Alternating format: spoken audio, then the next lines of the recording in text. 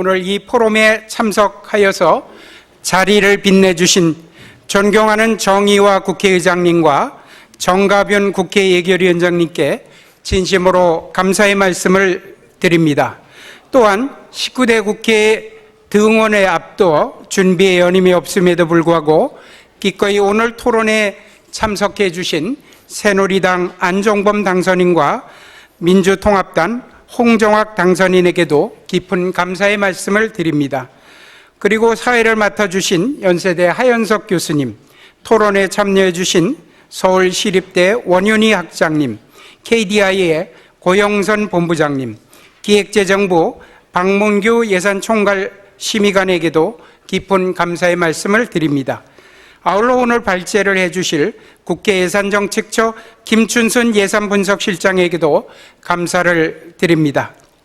최근 그리스, 스페인 등 유로존 국가에서 나타나고 있는 재정 위기는 다시 한번 재정 건전성의 중요성을 일깨워 주고 있습니다.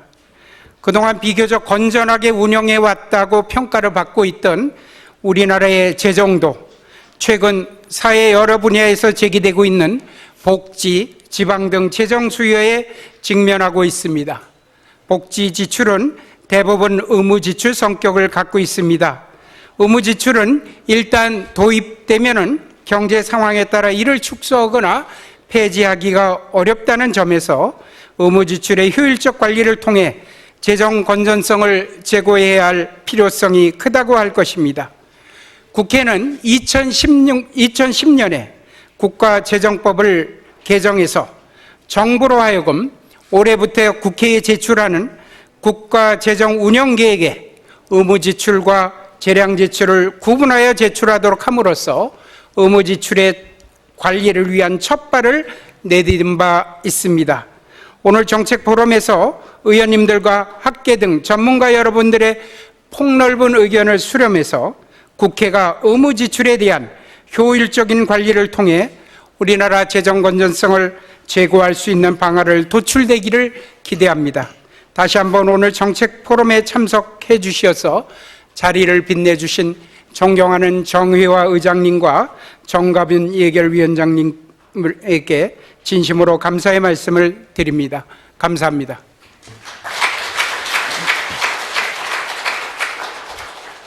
다음은 강장석 한국의회학회 회장님의 개회사가 있겠습니다.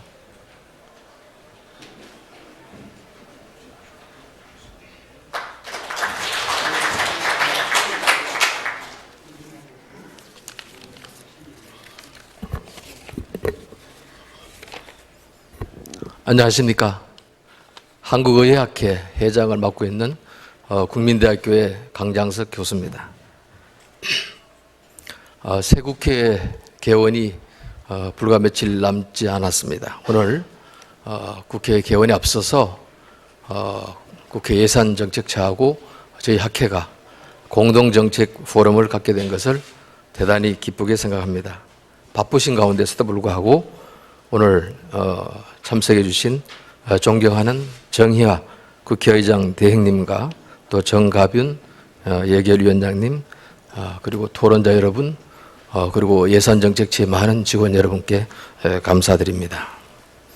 특히 오늘 발제를 맡아주신 김춘순 예정처 예산분석실장님께도 깊은 감사를 드립니다. 우리 한국의회학회는 지난 12월에 창설되었습니다. 의회 전문학회로서 우리 국회의 전반적인 기능과 활동을 주된 연구 대상으로 삼고 있습니다. 특히 예산안과 결산 심의로 대표되는 국회의 재정권은 입법권과 함께 국회의 양대 권능 중에 하나로서 우리 의회학회는 의회 민주주의 발전을 위해서 국회의 재정권 강화 방안을 지속적으로 연구하고 있습니다. 오늘 정책 포럼의 주제인 의무지출 예산은 전체 재정의 절반가량을 차지할 정도로 규모가 크고 또 재량 지출에 비해서 지출 규모가 급속하게 증가하고 있기 때문에 국회와 행정부, 학계에서 재정 건전성 확보를 위해서 중요한 관리 과제로 삼고 연구를 지속하고 있습니다. 오늘 공동정책 포럼에서는 우리나라 예산의 의무지출 현황과 국회 차원의 관리 통제 방안이 심도 있게 논의될 것으로 기대됩니다. 우리 한국의학회는 오늘 포럼에서 제기되는 다양한 정책 과제들을 앞으로도 지속적으로 연구시키고 발전시켜서 국회의 재정권 강화에 미래기나마 도움을 줄까 합니다. 이상으로 간단히 인사 말씀에 가름하고자 합니다. 감사합니다.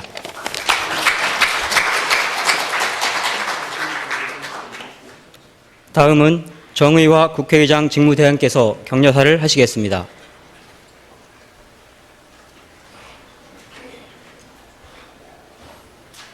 반갑습니다.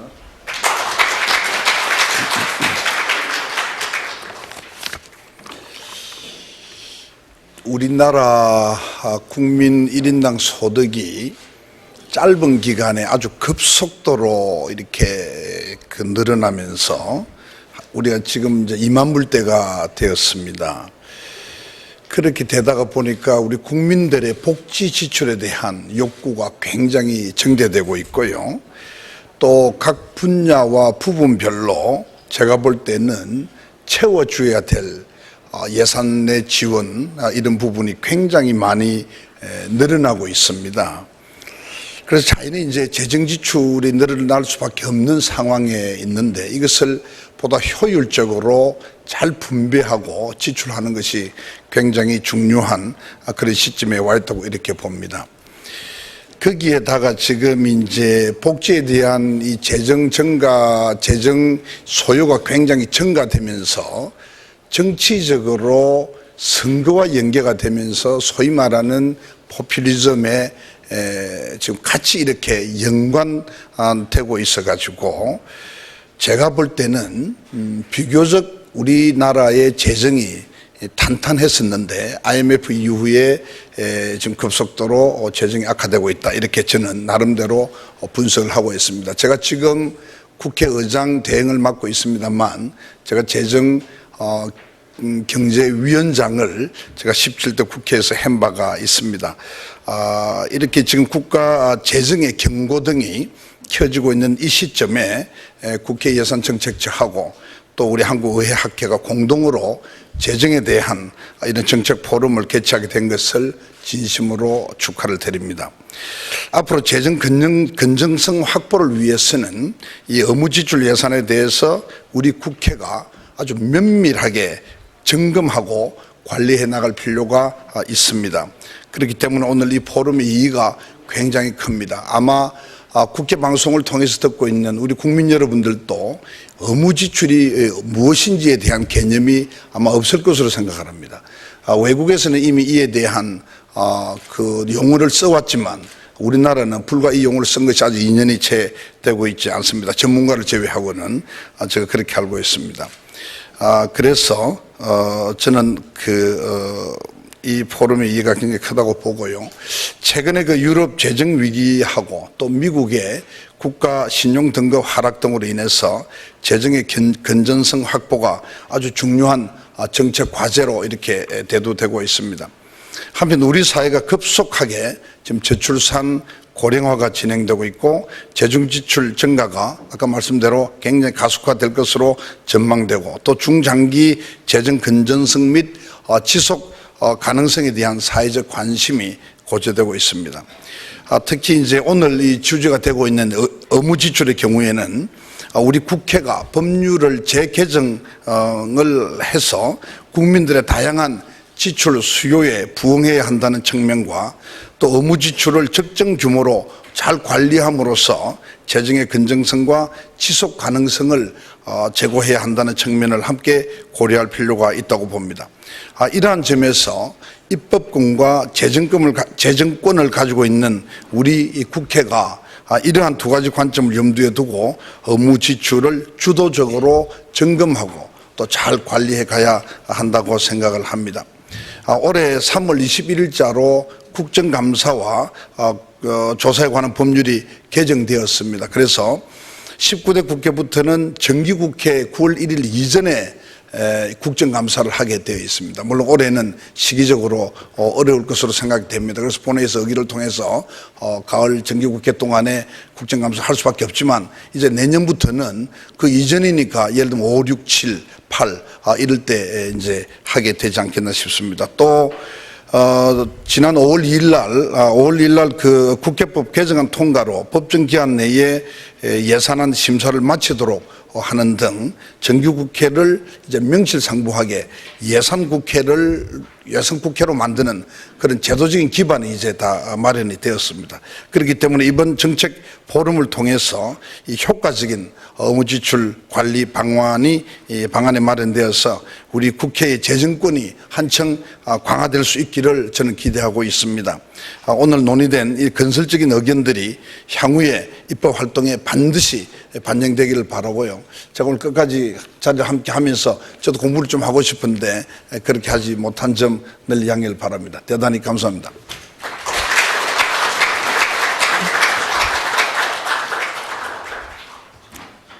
다음은 정가윤 국회 예산결산특별위원장님께서 축사를 하시겠습니다.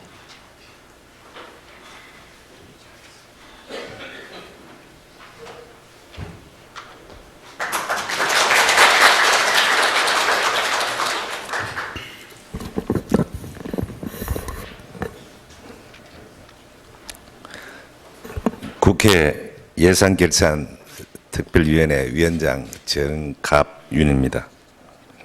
먼저 개원 준비 등 바쁘신 일정 중에도 오늘 정책 포럼을 위해 소중한 시간을 내어주신 정의와 국회의장 직무대행을 비롯한 의원님, 또 그리고 안종범 당선자를 비롯한 당선자 의원 여러분, 또한 재정 전문가 및 관계자 여러분들께 여러분들의 참석에 진심으로 감사의 말씀 드립니다.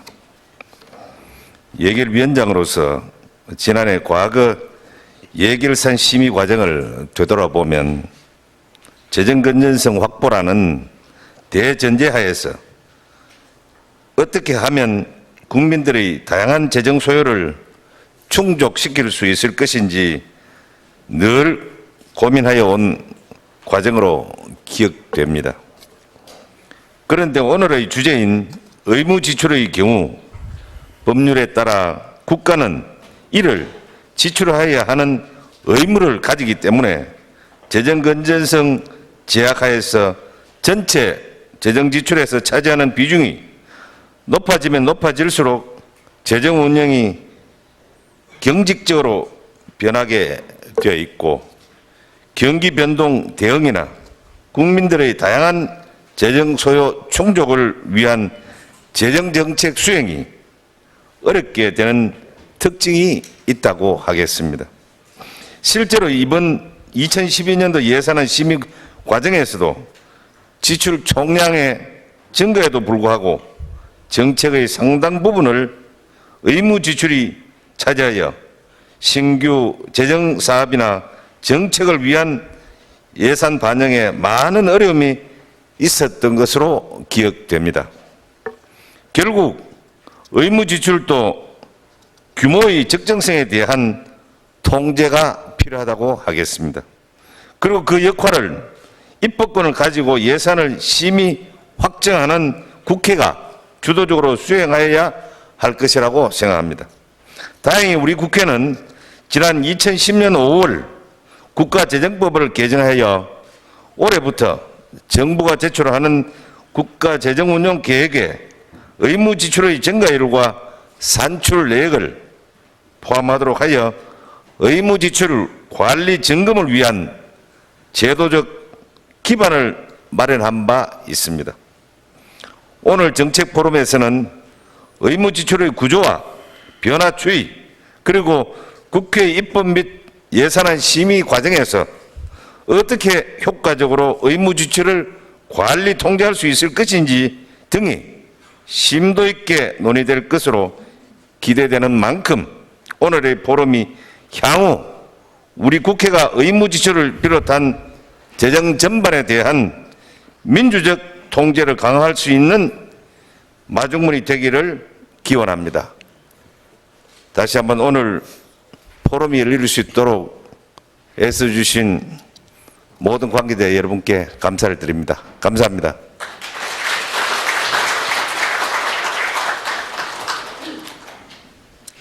그러면 잠시 좌석을 정돈한 후 본격적인 토론을 시작하도록 하겠습니다.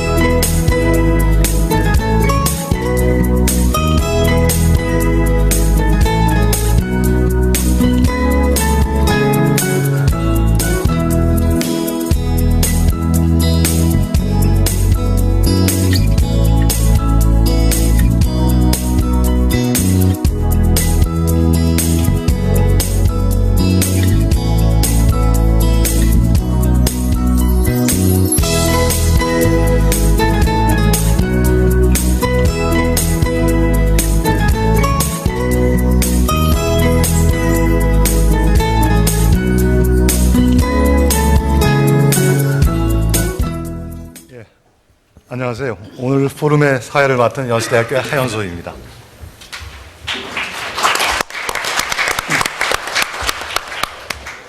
먼저 19대 국회 개원에 처음에서 우리나라 의무지출에 대한 심도 있는 논의를 할 수 있는 자리를 마련해 주신 국회 예산정책처하고 한국의회학회에 감사의 말씀을 드리겠습니다. 오늘 포럼의 진행 순서는 우리나라 의무 지출 예산 구조와 정책 과제에 대해서 김춘선 예산분석실장의 주제 발표를 들은 후에 토론 그리고 방청객의 질의에 대해서 답변하는 순서로 진행을 하겠습니다. 조금 전에도 안내 방송이 있었습니다만 오늘 플로어에서 질의하는 거는 그냥 손을 들고 질문하시는 게 아니고 서면으로 작성하신 후에 뒤편에 있는 안내 데스크에 제출을 해주시면 제가 토론 이후에 일괄적으로 질문하는 그런 형태를 취하도록 하겠습니다. 그럼 먼저 오늘 포럼에 참석해 주신 토론자분들을 소개해 드리겠습니다. 우선 제19대 국회의원 당선인 두 분이 참석을 하셨습니다. 며칠 있다가 개원을 하지만 오늘은 의원님으로 호칭하도록 하겠습니다. 먼저 새누리당의 안종범 의원님 자리하셨습니다. 민주통합당의 홍종학 의원님 자리하셨습니다. 원윤희 서울시립대 정경대학장이십니다. 고영선 한국개발연구원 연구본부장이십니다. 박문규 기획재정부 예산총괄 심의관이십니다. 마지막으로 오늘 포럼에 발제를 해주실 김춘순 국회 예산정책처 예산분석실장이십니다.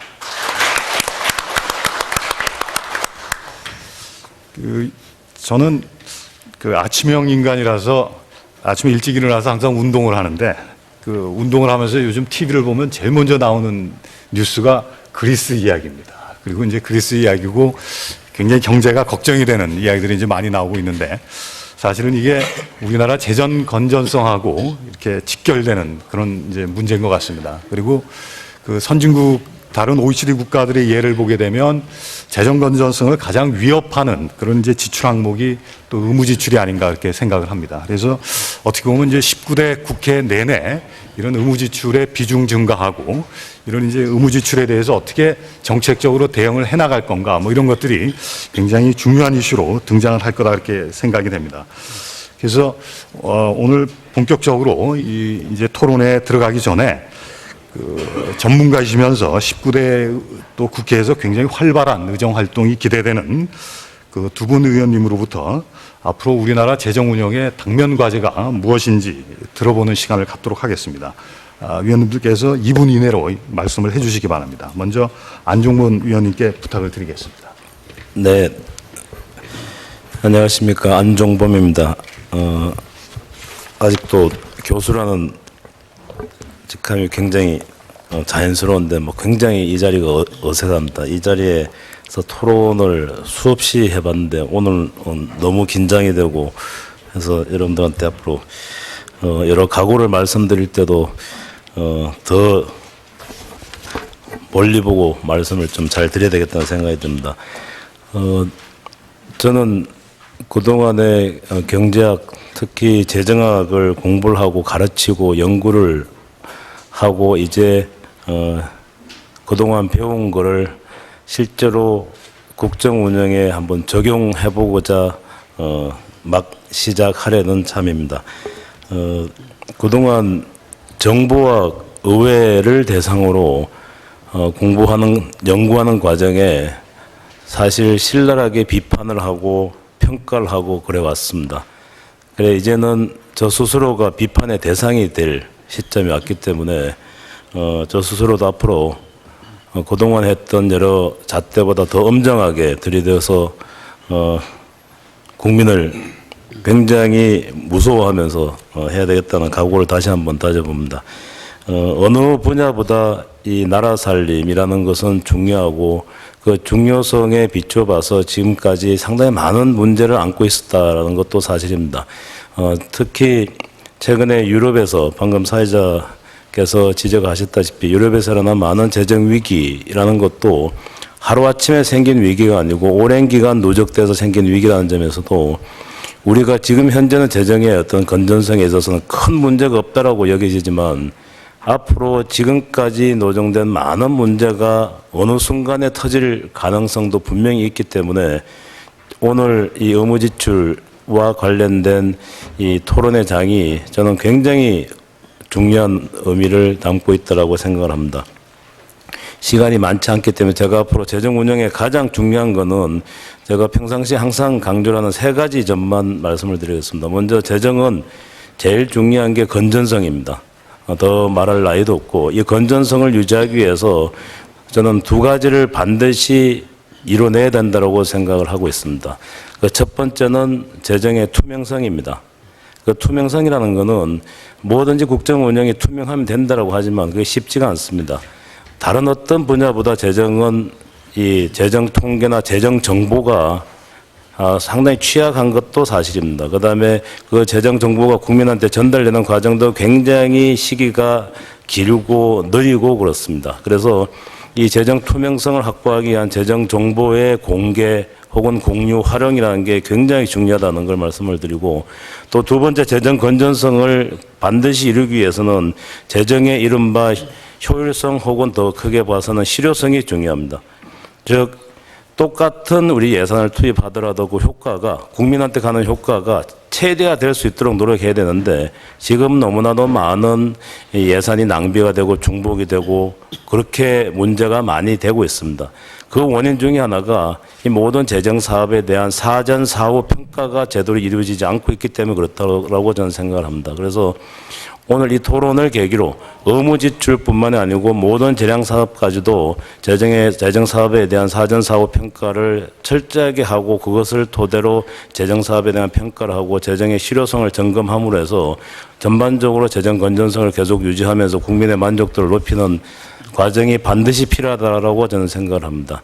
이 토론 과정에 보다 구체적인 방안에 대해서 그동안에 생각했던 걸 좀 말씀을 드릴 기회가 있을 것 같습니다. 네, 감사합니다. 네, 감사합니다. 다음은 홍중학 의원님께 부탁을 드리겠습니다. 네, 방금 소개받은 민주통합당 비례대표 당선자 홍종학입니다. 저는 이제 학교에서 연구자의 입장에서 그동안 재정을 봐왔었고요. 그런 의미에서 우리나라 재정 지출에 있어서 과학적 분석이 조금 부족한 것이 아니었나 항상 좀 생각을 해왔습니다. 그래서 제가 의정활동을 하면서 거기에 조금이라도 좀 기여를 해보겠다 이렇게 생각을 하고 있습니다. 저희가 생각을 해볼 때 예를 들어서 기업이라고 하는 것은 단일 목적을 갖고 있기 때문에 거기에 기업의 지출이라든가 뭐 기업의 예산이라든가 이런 것들을 분석을 할 때 상대적으로 좀 쉽겠죠. 그럼에도 불구하고 지금 기업의 예산 분석에 대해서는 엄청난 경영학의 연구 결과들이 있고요. 그런 연구 결과들이 자연스럽게 기업들이 그것을 수용을 하고 대부분 그렇게 집행이 되고 있습니다. 그렇지 않으면 뭐 비효율적이 되어서 금방 시장에서 도태가 되니까요. 그런데 국가 재정의 경우에는 기업의 경우보다 훨씬 더 복잡합니다. 왜냐하면 우리의 목적 함수가 기업보다 훨씬 더 복잡하기 때문입니다. 기업이 단순히 효율성을 생각을 한다고 한다면 재정이라고 하는 것은 효율성과 더불어서 형평성을 생각해야 되고 기업에서는 전혀 생각하지 않는 지역균형 발전이라든가 그 다음에 우리의 미래의 가능성까지 다 고려를 해서 다양한 목적을 위해서 우리가 재정이 계획이 되고 그 다음에 집행이 돼야 됩니다. 그렇다고 한다면 우리가 과학적 분석을 통해서 재정을 바라본다고 하면 기업의 분석보다 훨씬 더 이것이 복잡할 것이라고 우리가 생각할 수 있고요. 따라서 훨씬 더 많은 과학적 분석 기법이 우리 재정의 예산 만드는 과정이나 그다음에 이제 재정을 집행하는 과정이나 이 과정에서 들어왔어야 합니다. 그런데 불행하게도 이제 그렇게 되지 않았고요. 그런 것 중에 하나가 기본적으로 지금 안종범 당선자께서 말씀하신 대로 우리 재정의 투명성이 굉장히 떨어지고 있습니다. 그러니까 기본적인 데이터조차, 기본적인 자료조차 심지어는 연구자들이 공유하지 못하고 있는 이 현실이 굉장히 안타깝습니다. 이것이 이제 바로 우리가 앞으로 과학적으로 재정에 대해서 분석하기 위해서는 반드시 이 필요성을 우리가 동의를 한다고 한다면, 그렇죠? 그러니까 이제 우리가 국가 재정을 집행하는 데 있어서 과학적 분석이 굉장히 중요하고, 그리고 그런 과학적 분석의 토대 하에서 행정부 혹은 이제 집행부에서 그것을 토대로 어떤 그 정치적 목적을 향해서 이제 정치적 목적이라고 하는 국민 경제 전체를 위해서 이렇게 집행을 하는 것이겠죠. 이게 그런 것을 위해서 하기 위해서는 기본적인 데이터가 중요한데 우리는 아직 데이터가 충분히 되지 않아요. 단적인 예를 들면 이런 겁니다. 예를 들어서 지금 대부분의 국가에서 각 국가의 조세에 관한 자료들이 다 되어 있어서 각 국가의 분배에 관한 자료들이 다 발표가 되고 있는데 우리나라는 지금 우리 국세청에서 그 발표를 하고 있지 않기 때문에 우리나라가 지금 도대체 양극화가 얼마나 심화되고 있는지, 재정이 지금 조세 형평성이 얼마나 문제가 되고 있는지에 대해서 학자들이 추정을 하고 있는 이런 실정이라고 하는 말씀을 드립니다. 그래서 그러한 과정에서 본다고 한다면 오늘 우리가 주제로 삼고 있는 이 문제는 굉장히 중요하다고 볼 것입니다. 이렇게 된 이유 중에 하나는 이게 고속성장 국가의 문제인데요. 어떤 국가가 굉장히 빠르게 성장하다 보면 이 재정이라고 하는 것이 다양한 이해관계를 조정을 해야 되기 때문에 상대적으로 재정을 과학적으로 만들어가는데, 과학적으로 분석하고 그것의 과학적인 그 집행을 하는 데 있어서 이게 시간이 굉장히 많이 걸리는데, 이 고속성장 국가, 이 고속성장 국가의 대표적인 전형들이 바로 이제 일본이라든가 한국이라든가 이 동아시아 국가들이죠. 이 동아시아 국가들에서는 이렇게 빠르게 성장할 줄 몰랐고, 따라서 이렇게 과학적인 재정 집행의 필요성이 알려지지 않은 상황에서 이제 갑자기 경제 규모가 커지고 재정이 갑자기 늘어나고 심지어는 조세가 예를 들면 그 예상했던 것보다 더 많이 거치고 이런 과정들이 이루어졌다는 겁니다. 따라서 이렇게 과학적 분석 없이 그 다음부터는 재량적 지출을 하게 되었고요. 이 재량적 지출이라고 하는 것은 당시에는 돈이 남아 도니까 이를테면 나눠 먹기식 지출로 되었다는 것이죠. 일본의 경우에 대표적으로 그렇게 해서 이른바 토건족이라고 하는 그런 말이 생겼고요. 그래서 댐을 만들면 낚시꾼만 낚시를 하고 있고 도로를 만들면 강아지만 뛰어노는 이런 상황이 발생을 한 것입니다. 그 상황이 바로 우리나라에도 연결이 됐고요. 그래서 우리가 재정 지출을 보게 되면 그렇게 다른 나라하고 비교할 때 바로 그런 돈은 남아 도니까, 그리고 그 남아 도는 것을 우리가 집행하기 위해서 나눠먹기식으로 막 하다 보니까 불필요한 비효율적인 그런 재정 집행들이 과거에 굉장히 많았다 하는 것을 우리가 교훈을 얻을 수 있습니다.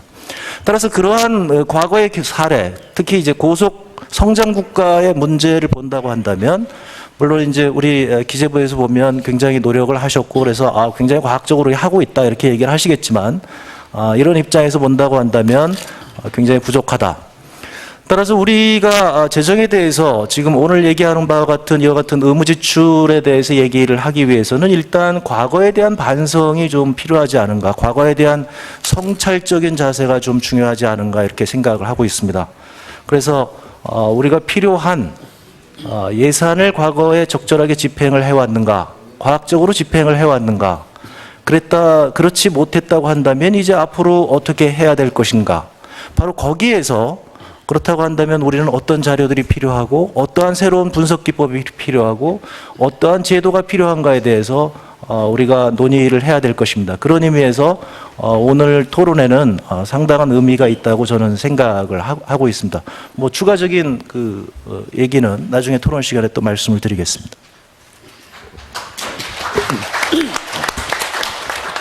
네, 감사합니다. 두 분 의원님 말씀을 들으니까 아마 19대 국회 때는 국회 예산정책위가 해야 될 일이 굉장히 많아질 것 같은 그런 이제 생각이 듭니다.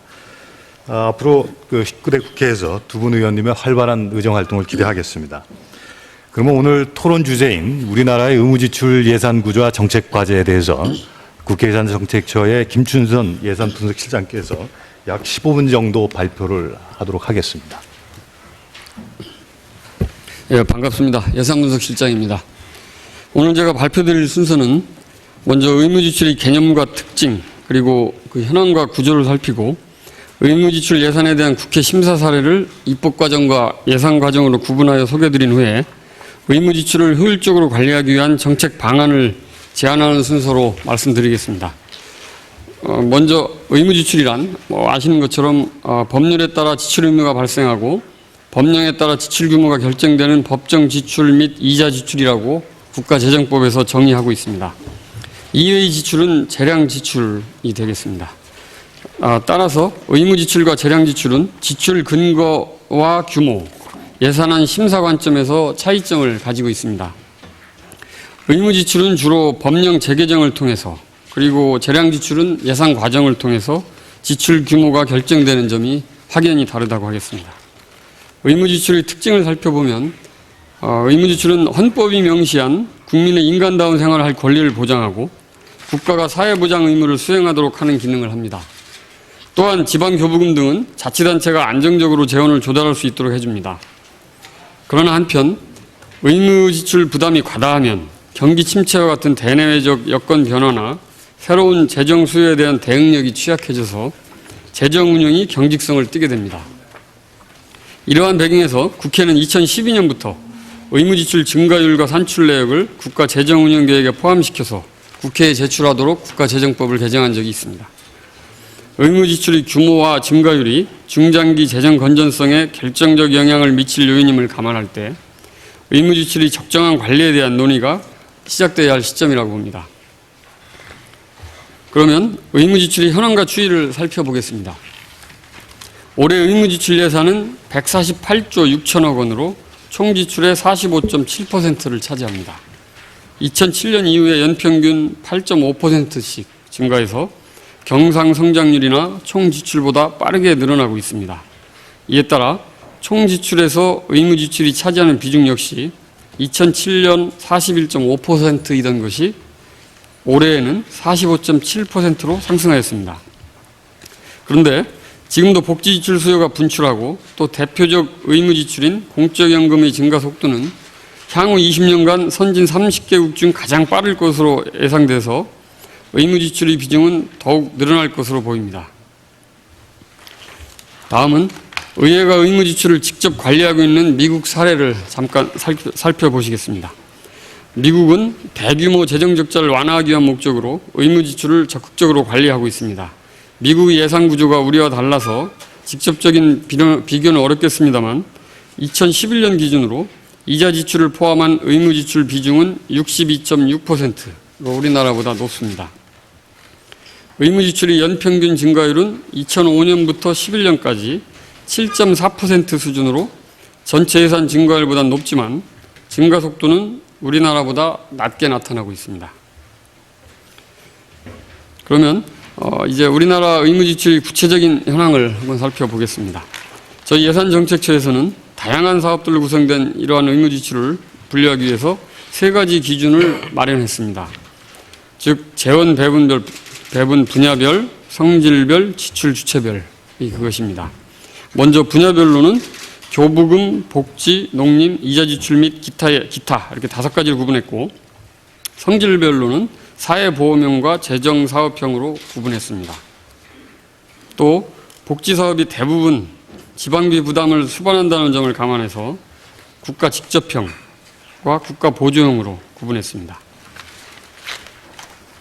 그럼 먼저 분야별 의무지출 현황부터 보겠습니다. 의무지출 중에서 규모가 가장 큰 교부금은 71조 5천억 원으로 전체 의무지출의 48.1%를 차지합니다. 이는 2007년 이후 연평균 7.1%씩 증가해 왔습니다. 복지 분야 의무지출은 57조 7천억 원으로 의무지출의 38.8%를 점유합니다. 연평균 증가율은 10.7%로 다른 어느 분야보다 빠르게 증가하고 있습니다. 국공채 등에 대한 이자 지출은 15조 4천억 원, 의무지출의 10.4%를 차지하고 국가 채무 증가에 비례해서 연평균 8.5%씩 증가하고 있습니다. 그럼 구체적으로 이중 교부금부터 살펴보시겠습니다. 지방 교부세와 교육재정 교부금으로 구성된 이 교부금은 내국세에 연동되는 구조이기 때문에 그림에서 보듯이 세수 여건과 동행하는 특징을 가집니다. 올해의 교부금은 71조 5천억 원이면서 의무지출의 48.1%로 그 비중이 가장 큽니다. 다음은 복지 분야입니다. 복지 분야 의무지출은 공적연금급여, 기초생활급여, 보육, 구직급여, 건강보험 지원 등으로 이루어져 있습니다. 복지 분야 의무지출은 57조 7천억 원으로 전체 의무지출이 38.8%를 차지하고 연평균 증가율 또한 10.7%로 빠르게 증가하고 있습니다. 특히 공적연금급여는 국민연금의 수급자 확대, 평균 수명 연장 등으로 연평균 증가율이 빠르게 확대되고 있습니다. 예산사업에서는 기초생활보장 대상의 수급요건 완화, 보육지원 확대 등으로 동지출이 연 12.4%의 높은 증가율을 보이고 있습니다. 노동부문의 구직급여는 실업 발생과 직결되어 있어서 경기에 따라 그 지출 규모가 가변적인 특징이 있습니다. 다음은 농림 분야입니다. 농림 분야 의무지출에는 쌀 소득보전 직불금과 수입이 양국대 등이 포함됩니다. 이 분야의 의무지출은 1조 240억 원으로 의무지출 전체의 0.7%를 점유하고 있는데 쌀 재배 면적 감소 등으로 인해서 지출 규모는 계속 줄어들고 있습니다. 농촌 인구 감소와 정부의 쌀 공급 정책 등을 종합적으로 고려할 때 농림부문 의무지출에 따르는 부담은 제한적일 것으로 예상됩니다. 다음은 이자 지출입니다. 정부가 부족한 재원을 국채 발행이나 차입 등을 통해 조달한 결과로 발생하는 이 이자 지출은 15조 4천억 원으로 전체의 10.4%를 점유합니다. 연평균 증가율 또한 8.5%로 빠르게 증가하고 있습니다. 이런 증가세는 2009년 경기 침체에 대응하기 위해서 부족한 재원을 국채 발행을 통해 조달하면서 국가 채무가 빠르게 증가한 데 기인합니다. 따라서 이자 지출을 적정 수준으로 관리하려면 국가 채무에 대한 관리가 선행되어야 할 것입니다. 다음은 지출 성질에 따라서 의무지출을 분류하면 사회보험형과 재정사업형으로 나눌 수 있습니다. 먼저 사회보험형은 가입자의 기여와 사용자의 법정 부담으로 재원이 조성되며 그 규모는 34조 7천억 원입니다.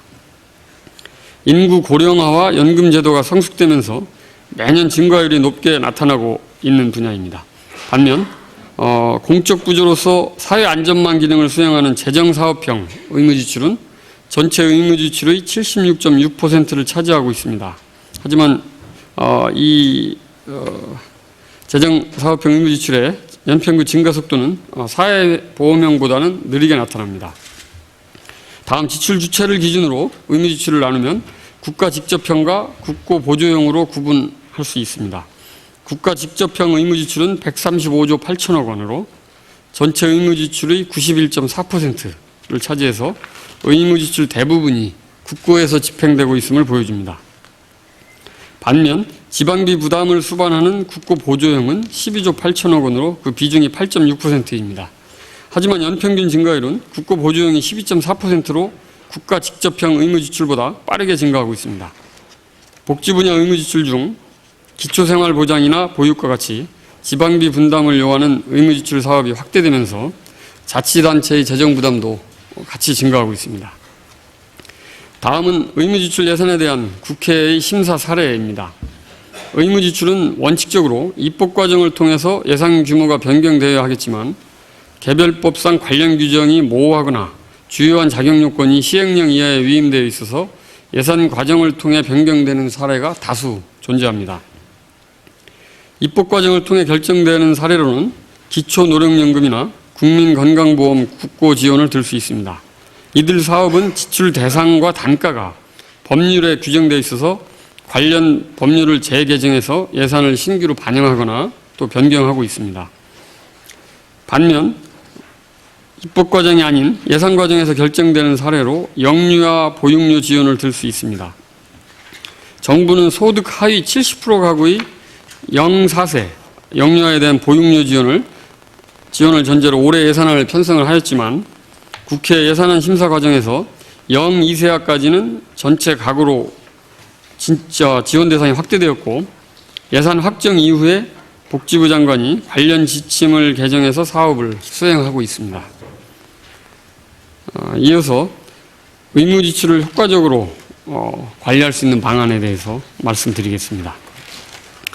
여기서는 의무지출을 효율적으로 관리하기 위해 의무지출에 대한 중장기 기준선 전망, 의무지출의 핵심적인 사항에 대한 법률 규정, 의무지출 법안에 대한 국회 심사제도 개선과 법안 비용 추계 활성화 등 4가지 방안을 제안했습니다. 이들 방안은 독립적으로 운영되기보다는 상호 유기적 관계를 가지고 운영될 때 소기의 정책 목표를 달성할 수 있을 것입니다. 먼저 중장기 의무지출 기준선 전망의 필요성입니다.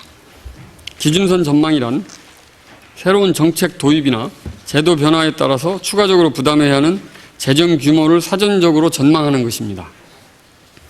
따라서 의무지출이 재정에 미치는 영향을 분석하기 위해서는 기존의 의무지출뿐 아니라 신규 의무지출에 대해서 중장기 기준선 전망이 필요합니다.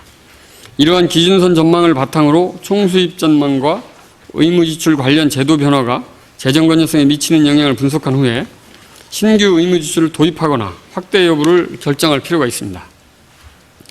둘째, 현재 지방교부세법, 기초생활보장법, 국민연금법 등 18개 법률이 전체 의무지출의 88%를 차지하고 있는 점을 감안할 때 의무지출 규모를 결정하는 지출 대상이나 지출 단가에 관련된 핵심적 사항은 법률에 규정함으로써 입법 과정을 통해서 의무지출을 관리할 필요가 있겠습니다. 이는 조세 법률주의 측면에서 국민 부담의 법적 근거를 명확히 하고 재정 지출 규모와 의무지출 수혜자 예측 가능성을 제고해서 재정 운영 전반의 효율성을 높일 수 있기 때문입니다. 예를 들면 지출 대상 측면에서는 기초생활급여의 부양 의무자 기준이나 영유아 보육료의 지원 대상 가구, 그리고 지출 단가 측면에서는 건강보험료율이나 육아휴직 급여액 등은 법률로 규정하는 것이 보다 타당하다고 이렇게 저희는 생각하고 있습니다. 다음으로 의무지출 법안에 대한 국회 심사제도의 개선 필요성입니다. 지출 대상이나 단가 등을 법률로 규정할 경우 상임위의 과잉 입법에 대한 우려가 제기될 수 있기 때문에 국가 재정 측면에서 예결위 견제 기능을 강화할 필요가 있습니다.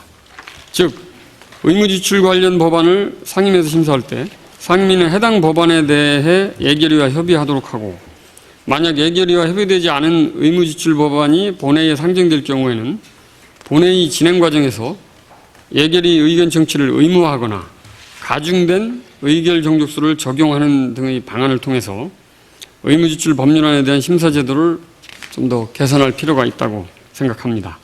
참고로 미국의 예를 보면 상임위의 수권법 개정 시에 예산 결의안에서 부여한 상임위별 지출 한도를 초과할 경우 예산위원회는 본회의에서 이의제기를 통해서 심사를 중지시키거나 계속 심사를 위해서는 5분의 3 이상의 의원 동의가 필요토록 함으로써 의무지출을 좀 더 엄격히 관리하고 있습니다. 끝으로 법안 비용 추계제도 활성화에 대한 것입니다. 국회법은 재정을 수반하는 법안을 발의할 경우 법안 비용 추계서를 첨부하도록 그렇게 규정하고 있습니다. 하지만 이 추계서가 법안 심사에 적극적으로 활용되지는 못하고 있는 실정입니다. 법안을 발의할 때뿐만 아니라 상임위와 본회의 심사 단계에서도 법안 비용 추계서를 적극 활용해서 해당 법안으로 인한 향후 재정 부담 규모를 고려한 법안 심사가 이루어져야 할 것입니다. 또 현재 5년 이상으로 되어 있는 추계 기간을 신규 의무 지출에 대해서는 10년 이상으로 연장할 필요가 있겠습니다. 제가 지금까지 말씀드린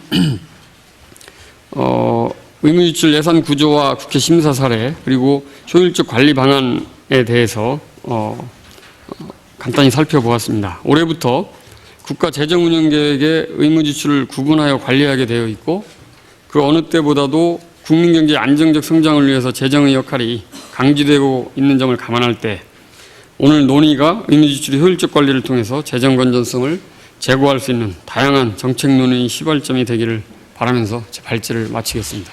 감사합니다.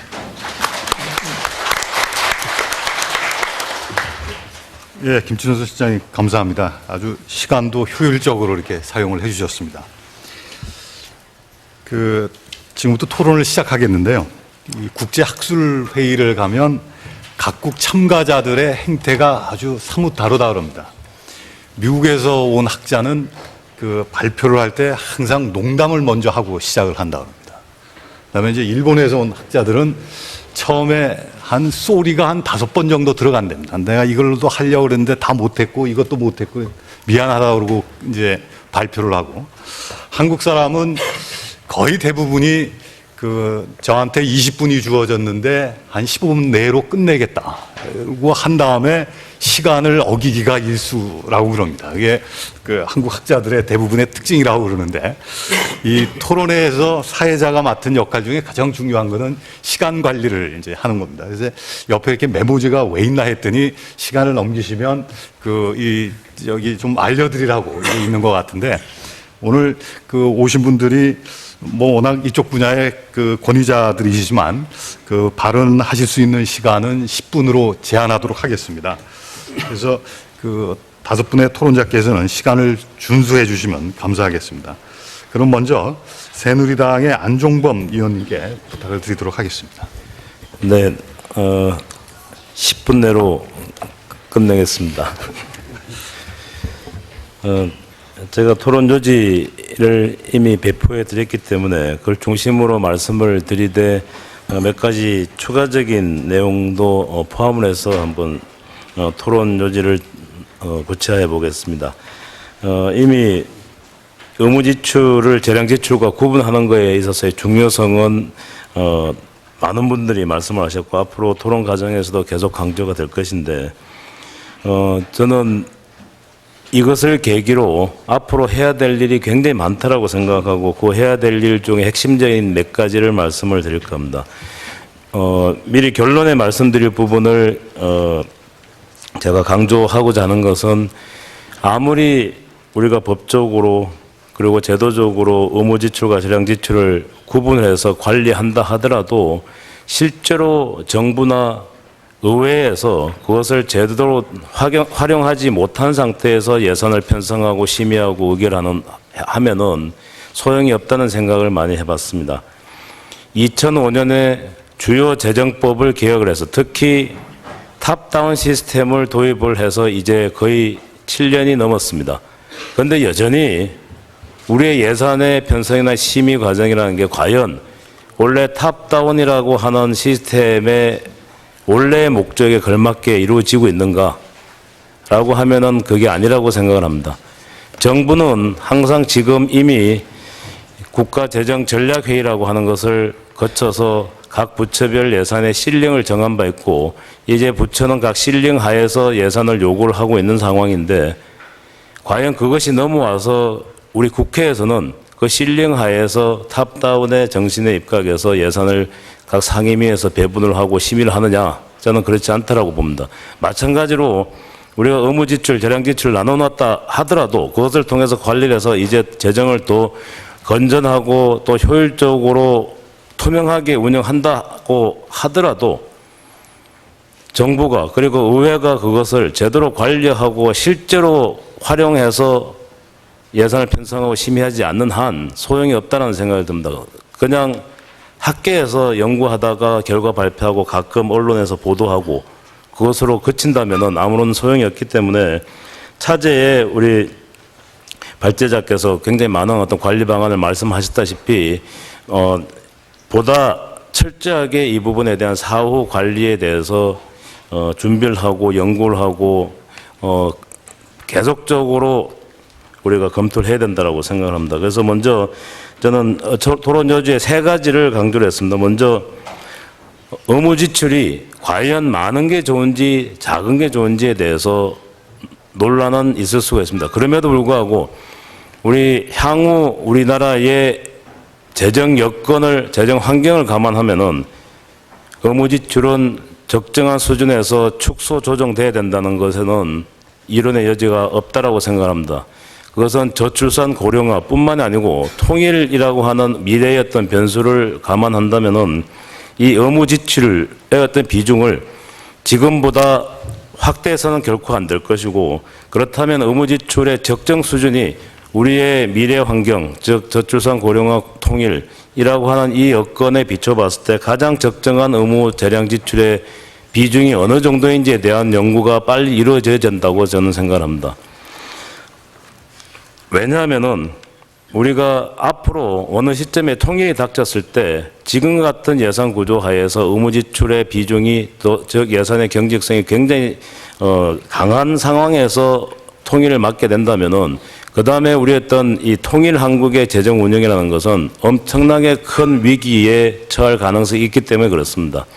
독일의 경우도 통일 비용의 반 정도가 복지 비용에 투입이 됐고 그중에 반이 연금이었습니다. 즉 복지 비용뿐만 아니고 의무 지출을 다 감안한다면은 이 통일 후에 한국에서 어떤 재정의 압박 요인이라는 것은 너무나 크기 때문에 그런 측면에서도 의무 지출의 어떤 적정 비중을 도출하는 것이 반드시 필요하고, 장기적인 관점에서 어떻게 관리해 나가고 하는 것에 대한 어떤 매크로 측면에서의 관리가 필요하다라고 생각이 들고, 앞으로 지난번 총선 기간 동안에서도 새누리당은 모든 총선 공약을 내놓을 때 항상 재원 소요를 철저하게 계산하고 그 재원 소요를 조달하기 위한 각 세입 계획도 철저하게 계산해서 국민한테 내놓았습니다. 비록 제대로 알려지지 않아서 국민들이 다 이해는 못하고 계시지만은 앞으로도 총선 이후에 대선에 이르는 과정에서도 어떠한 공약에서도 이 재원 소요는 철저하게 계산할 것이며 그 계산한 것에 대한 재원 조달 계획도 반드시 지난번 총선 공약에 이어서 계속해서 내놓을 거다라는 것을 미리 선포를 한 바가 있고 지금 현재도 실천을 하고 있습니다. 그런 점에서는 앞으로 의무 지출의 경우도 국가가 재정을 관리하는 측면에서도 새로운 어떤 사업을 할 때 재원 조달을 어떻게 할 거냐. 새누리당은 기본적으로 원칙을 6대4라고 하는 것을 계속 내세우고 있습니다. 재원 전체 10을 마련한다라고 했을 때 세출을 조정을 해서 6을 마련하고 세입을 증대해서 4 정도를 마련하는 것이 향후 재정의 어떤 건전성 하에서 어떤 효과를 최대화할 수 있다라고 하는 국제공고에 따르기 때문에 그렇게 해왔습니다. 그런 측면에서도 의무 지출도 앞으로 어떻게 관리할 건가에 대해서 나름대로 이 우리 미래 환경에 걸맞는 어떤 원칙, 준칙 같은 걸 만들어 놓는 게 지금 어느 것보다도 중요하다는 생각이 들어서 먼저 말씀을 드렸고, 두 번째는 예산의 국회에서 또 권한을 재구조할 필요가 있다. 즉 상임위의 자율성을 많이 제고할 필요가 있는데 여전히 우리 상임위는 제가 아는 한 제가 들어가서 어떻게 변할지 몰라도 여전히 예산 심의에서 상임위에서 권한은 없는 상태에서 전문성도 많이 떨어지고 있고 제대로 된 심의가 이루어지지 않은 상태에서 얘기로 다시 넘어갑니다. 그래서 가능하면 상임위에서도 앞으로는 자율성을 최대화해서 이 의무지출 관리 방안에 입각해서 이른바 이 마이크로 버제팅에 대한, 즉 실력 하에서 예산 심의를 철저하게 좀 해주십사라고 하는 습관적으로 제가 다시 요구를 하고 있지만 제가 이걸 해야 되는 입장이기 때문에 제가 소속된 상임위가 무엇이 될지 몰라도 제가 한번 시험을 한번 해보려고 지금 생각을 하고 있습니다. 특히 의무지출 규모의 어떤 반이 되는 이 교부금의 경우는 앞으로 어떻게 탄력적으로 운영할 건지에 대해서는 많은 고민이 있어야 된다고 생각을 합니다. 세 번째는 아까 모두의 2분 발언 때 말씀을 드렸다시피 이 재정 정보, 특히 재정 통계에 대한 전반적인 개선 없이는 이 의무 지출 관리를 제대로 할 수가 없다라고 생각을 합니다. 전체 우리 사업이 약 한 연사업이 8,000개 정도인데 이 8,000개에 대한 모든 사업을 의무 재량이라고 하는 것으로 구분한다는 게 쉽지가 않습니다. 그럼에도 불구하고 그렇게 해야 됩니다. 정부뿐만 아니고 우리 국회에서도 이 모든 사업을 하나하나 지금이라도 우리 나보가 중심이 됐든 어느 연구기관이 중심이 됐든 이 사업에 대한 하나하나의 의무 재량 지출의 어떤 구분을 철저하게 하지 않고서는 의무 지출의 전체 비중이라고 하는 것을 가지고 매쿨하게 관리한다는 것에 대한 의미가 없어집니다. 그래서 앞으로 재정 이 정보나 통계 측면에서는 반드시 좀 철저하게 정부와 그리고 국회와 그리고 연구기관, 학계가 좀 이 협조 체제가 잘 이루어져야 된다라고 생각을 하고 그런 측면에서 제가 이 토론 요지에 전반적인 재정 통계를 어떻게 관리해야 되는가라고 하는 것은 쭉 한 5가지 포인트를 나열했습니다. 그것은 이제 자료로 대체를 하고 시간이 없기 때문에 조금 더 추가적인 2가지 사항을 말씀을 드리겠습니다. 제가 토론 요지에 말씀을 드리지 않은 하나는 지금 우리가 예산 구조의 경직성을 최소화하기 위해서 의무 지출을 관리하자라고 하고 있는데 그것도 중요하지만 더 중요한 것은 재정 운영의 경직성을 하루빨리 완화해야 된다고 생각합니다. 우리나라가 상대적으로 우리 국회가 빨리 제대로 이루어져서 재정 운영의 경직성은 미국이나 다른 어떤 의회 선진국보다는 좀 잘 돼 있다라고는 이야기하고 있습니다. 그럼에도 불구하고 다른 어떤 경제 운영에 비해서 재정 운영은 경직성을 문제 삼지 않을 수가 없습니다. 그렇기 때문에 앞으로 이 재정 운영의 경직성을 해소하기 위해서 이 예산 구조의 경직성을 해소한 이 의무 지출과 재량 지출 구분과 이 시점과 맞춰가지고 앞으로 모든 정부와 국회에서 했던 이 예산의 편성 심의 과정의 프로세스를 어떻게 하면은 경직적이지 않고 효율적으로 제대로 이루어지도록 하는가라고 하는 거는 이번에 국회 선진화법뿐만이 아니고 국가재정법도 뒷받침해서 제대로 한번 해가야 되겠다. 단순히 날치 통과해서 연말에 가서 뭐 예산을 갑자기 날치 통과했다. 이 정도뿐만이 아니고 아까 우리 국회의장 대행께서도 말씀하셨다시피 국정감사도 상시화해서 그 국정감사에 대한 모든 어떤 결과를 가지고 예산의 어떤 심의 혹은 결산의 심사에 반드시 활용하도록 하고 하는 것이 필요하다고 생각을 합니다. 제가 강의를 할 때 학생들한테 항상 제일 먼저 재정학 시간에 강조를 하는 게 국회 속기록을 계속 보라라고 이야기합니다. 특히 예결위 중에 특히 결산 심사할 때 속기록을 보라고 합니다. 얼마나 제대로 안 하고 있는가를 보라고 합니다. 이제 제가 어떻게 할지 모르겠지만은 그래서 이 결산을 제대로 안 하는 이 관행하에서는 예산조차도 제대로 편성 혹은 심의가 안 이루어질 거라는 생각 때문에 재정 운영의 경직성을 완화하면서 효율화하는 과정이 꼭 필요하다는 생각이 들고 마지막으로는 아까 의무지출, 재량지출 구분하는 말씀을 드렸는데 이것을 계기로 이 의무지출을 통해서 앞으로 어떤 경제사회적인 효과가 있는지에 대해서 많은 분야에서 연구가 필요하겠다라고 생각을 해봤습니다. 그래서 제가 이제 연구할 입장은 안 되지만은 그럼에도 불구하고 많은 분들이 함께 이 학계나 이 의회나 정부가 이 의무지출, 재량지출 구분에 있어서의 어떤 이 경제적 효과를 제대로 연구함으로 해서 앞으로 우리 재정 운영 혹은 관리의 효율화, 그걸 통해서 국민의 어떤 나름대로의 어떤 권익 증진에 큰 보탬이 될 거라는 생각이 들어서 말씀을 드렸습니다. 감사합니다. 네, 감사합니다. 다음 홍중학 의원님 말씀 주시기 바랍니다. 네, 앞서서 재정 지출의 이제 과학적 분석이 중요하다는 말씀을 드렸습니다. 우리가 가계부를 쓰더라도 그러면 그 재량 아주 뭐랄까요, 잘 가계부를 쓰기 위해서 기본적인 것은 그 구분을 하는 거죠. 항목 구분을 하는 겁니다. 그런 의미에서 우리가 지금 의무지출 그 항목을 따로 구분한다고 하는 것은 때늦은 감도 있는 것이죠. 굳이 의무지출뿐만 아니라 다른 다양한 방식의 구분을 통해서 우리 재정을 좀 분석해 볼 필요가 있다. 그런 의미에서 저는 지금 이게 굉장히 중요하다 하는 말씀을 드렸고요. 반면에 지금까지 그렇게 되지 않아서 우리가 비효율적으로 낭비된 그런 예산에 대해서 성찰적 자세가 굉장히 필요하다. 이런 말씀을 또 드렸습니다. 그런데 제가 지금 글쎄 발표자가 그런 의도를 갖고 계셨는지는 제가 잘 모르겠는데 이 의무지출 예산 구조의 목적을 재정 건전성의 목적이다 아마 이렇게 생각을 하셨는지 저는 그건 잘 모르겠어요. 근데 그건 잘못된 것이라고 제가 말씀을 드리고 싶습니다. 만약에 우리 현재 사회에 우리 대한민국의 현재 우리의 가장 중요한 과제가 재정 건전성이라고 한다면 의무지출 예산은 이건 포인트를 완전히 잘못 잡은 것이다. 가장 중요한 것은 국가부채 관리가 가장 중요한 거고요. 국가부채에 대해서 과학적 분석이 지금 전혀 이루어지고 있지 않죠. 그래서 정부의 통계를 신뢰하지 못해서 지금 여당의 국회의원께서도 국가부채를 독자적으로 이제 추정하고 그것이 발표가 되고 있는 입장이죠.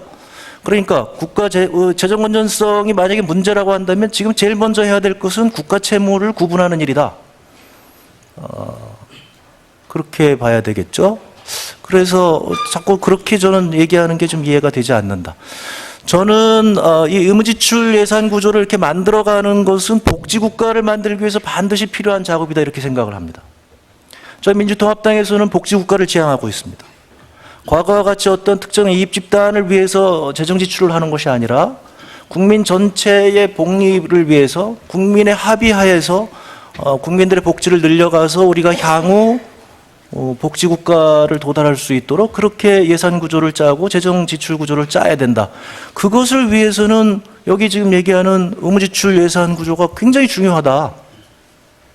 복지국가를 가기 위한 이게 수단이고 그것을 위해서 우리가 이 복지 예산을 어떻게 늘리면 앞으로 어떻게 될 것인지를 알아야지. 그렇다고 한다면 가장 우리에게 중요한 그리고 국민들이 원하는 가장 중요한 복지가 무엇인가?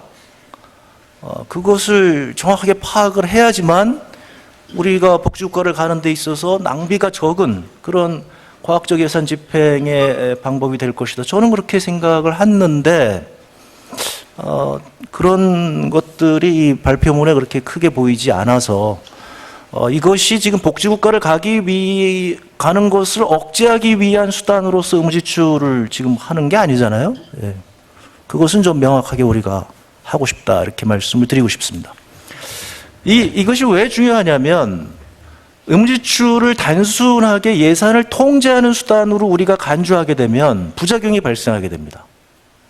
그 대표적인 예가 지금 민영화라든가 BTL이라든가 이런 거죠. 그러니까 의무지출에는 우리가 예를 들어서 빚을 얻어서 우리가 KTX를 만들고 도로를 만들고 이렇게 되면 그러면 그 빚에 대해서 이자를 지급해야 되기 때문에 의무지출을 다 잡힙니다. 그러면 만약에 그것을 의무지출이 잡히기 때문에 그것을 하지 않게 된다 그러면 어떻게 되냐면 지금 문제가 되는 것처럼 BTL로 가가지고 훨씬 더 비효율적으로 매년 국가가 지출을 하면서 실제로는 그러면서 예산 구조에 잡히지 않는 이런 문제가 발생하게 되고요. 설사 그렇지 않는다고 할지라도 이걸 민영화를 통해서 실제로는 국민 부담이 훨씬 더 높아지면서 이런 편법이 나오게 된다는 것이죠. 그러니까 이 목적을 우리가 의무지출을 우리가 구분하는 목적이 무엇이냐? 단순하게 예산 통제라고 생각을 한다고 한다면 바로 이러한 문제가 생기게 된다고 하는 그 말씀을 꼭 드리겠습니다. 그러니까 지금 여기 말씀드리는 것처럼 우리 예산정책처에서 앞으로 이런 구분들을 많이 하셔야 될 것 같고요. 그리고 의무지출 예산 구조를 할 때 바로 이 부작용을 막을 수 있는 방법에 대해서도 반드시 들어와 줘야 된다는 겁니다. 그렇지 않는다고 한다면 한쪽에서는 돈을 쓸데없는 데 막 쓰면서 우리가 필요한 예산에 대해서는 이게 미래의 의무지출이 된다. 이거 줄여야 된다. 그리고서 그 줄인 것만 해도 괜찮은데 그걸 줄이는 것이 아니라 실제로는 그것이 어떤 말씀드리는 대로 우리의 잠재적 부채가 될 수 있는 그런 편법을 쓴다는 겁니다. 이게 굉장히 중요한데요. 지금 의무지출의 이 잠재적 부채를 어떻게 계산할 것이냐에 대해서 고려를 해야 된다고 생각합니다. 아까 말씀드린 대로 우리가 이 잠재적 지출 확정은 되지 않았지만 그러니까 이게 사실은 이게 똑같은 거 아니겠습니까? 예를 들어서 복지 지출이라고 하는 것은 이게 미래에 확정된 건 아니지만 우리가 대개 인구 추계가 이렇고 그때 우리가 지금 현재 법에 의하면 이렇게 지출될 거니까 이러이러한 예산이 되겠다 이렇게 생각을 하는 건데 지금 우리가 문제가 되는 것처럼 어느 교통수단에 있어서 예를 들어서 통행량이 어느 수준보다 낮게 되면 국가가 지출해야 되는 이런 구조. 그러니까 확정되지 않았기 때문에 이것은 의무지출에서 빠져버리는 구조. 그렇다고 한다면 이런 편법들을 쓸 수 있고 이것이 지금 한국의 재정지출 구조의 상당한 문제점이라고 하는 말씀을 제가 드리고 싶습니다. 그런 일들이 지금 굉장히 많습니다. 실제로 지금 저축은행 사태를 보더라도요. 저것이 뻔하게 예금보험공사가 지금 보증을 하고 있고 따라서 그 확률이 확정적이지 않기 때문에 우리가 그것을 의무지출이라고 볼 수는 없지만 그러니까 아무도 관심을 가지지 않는 상황에서 저축은행은 저렇게 방만하게 아무도 감독하지 아니하고 그리고 나서 이제는 공적자금이 들어가고 국가가 지출을 해야 되는 이런 상황이 된다는 겁니다. 그러니까 이런 공적 부담을 바로 이제 확률적 위험에 따른 공적 부담에 대해서 국가 예산 구조에 하다못해 밑에 각주라도 다룰 수 있는 그런 방법에 대해서 우리가 고려하지 않는다고 한다면 굉장히 필요한 우리가 복지국가로 가기 위해서 이 중요한 예산에 대해서는 자꾸 통제를 하면서 정말 막아야 되는 이 비효율적인 예산에 대해서는 아무런 제재를 가하지 않는 이런 문제점이 밝혀지게 됩니다. 그래서 다시 한번 강조 말씀을 드리고 싶습니다. 이것을 하는 것은 우리가 복지국가를 가기 위해서 이런 예산 구조를 하는 것이다. 단순하게 예산 통제를 하기 위한 수단은 아니다. 예산 통제를 하기 위해서라면 우리가 해야 될 훨씬 더 시급한 일들이 훨씬 더 많고 거기에 우리 연구자를 비롯해서 우리 정부도 그렇고 우리 국회도 그렇고 그쪽에 집중을 해야 되겠다고 하는 말씀을 드리면서 아까 시간을 조금 더 썼기 때문에 오늘은 이번에는 조금 빠르게 끝내겠습니다. 감사합니다. 네, 감사합니다. 홍종학 의원님. 그러면 세 번째로 원윤희 교수님께 말씀을 부탁드리겠습니다.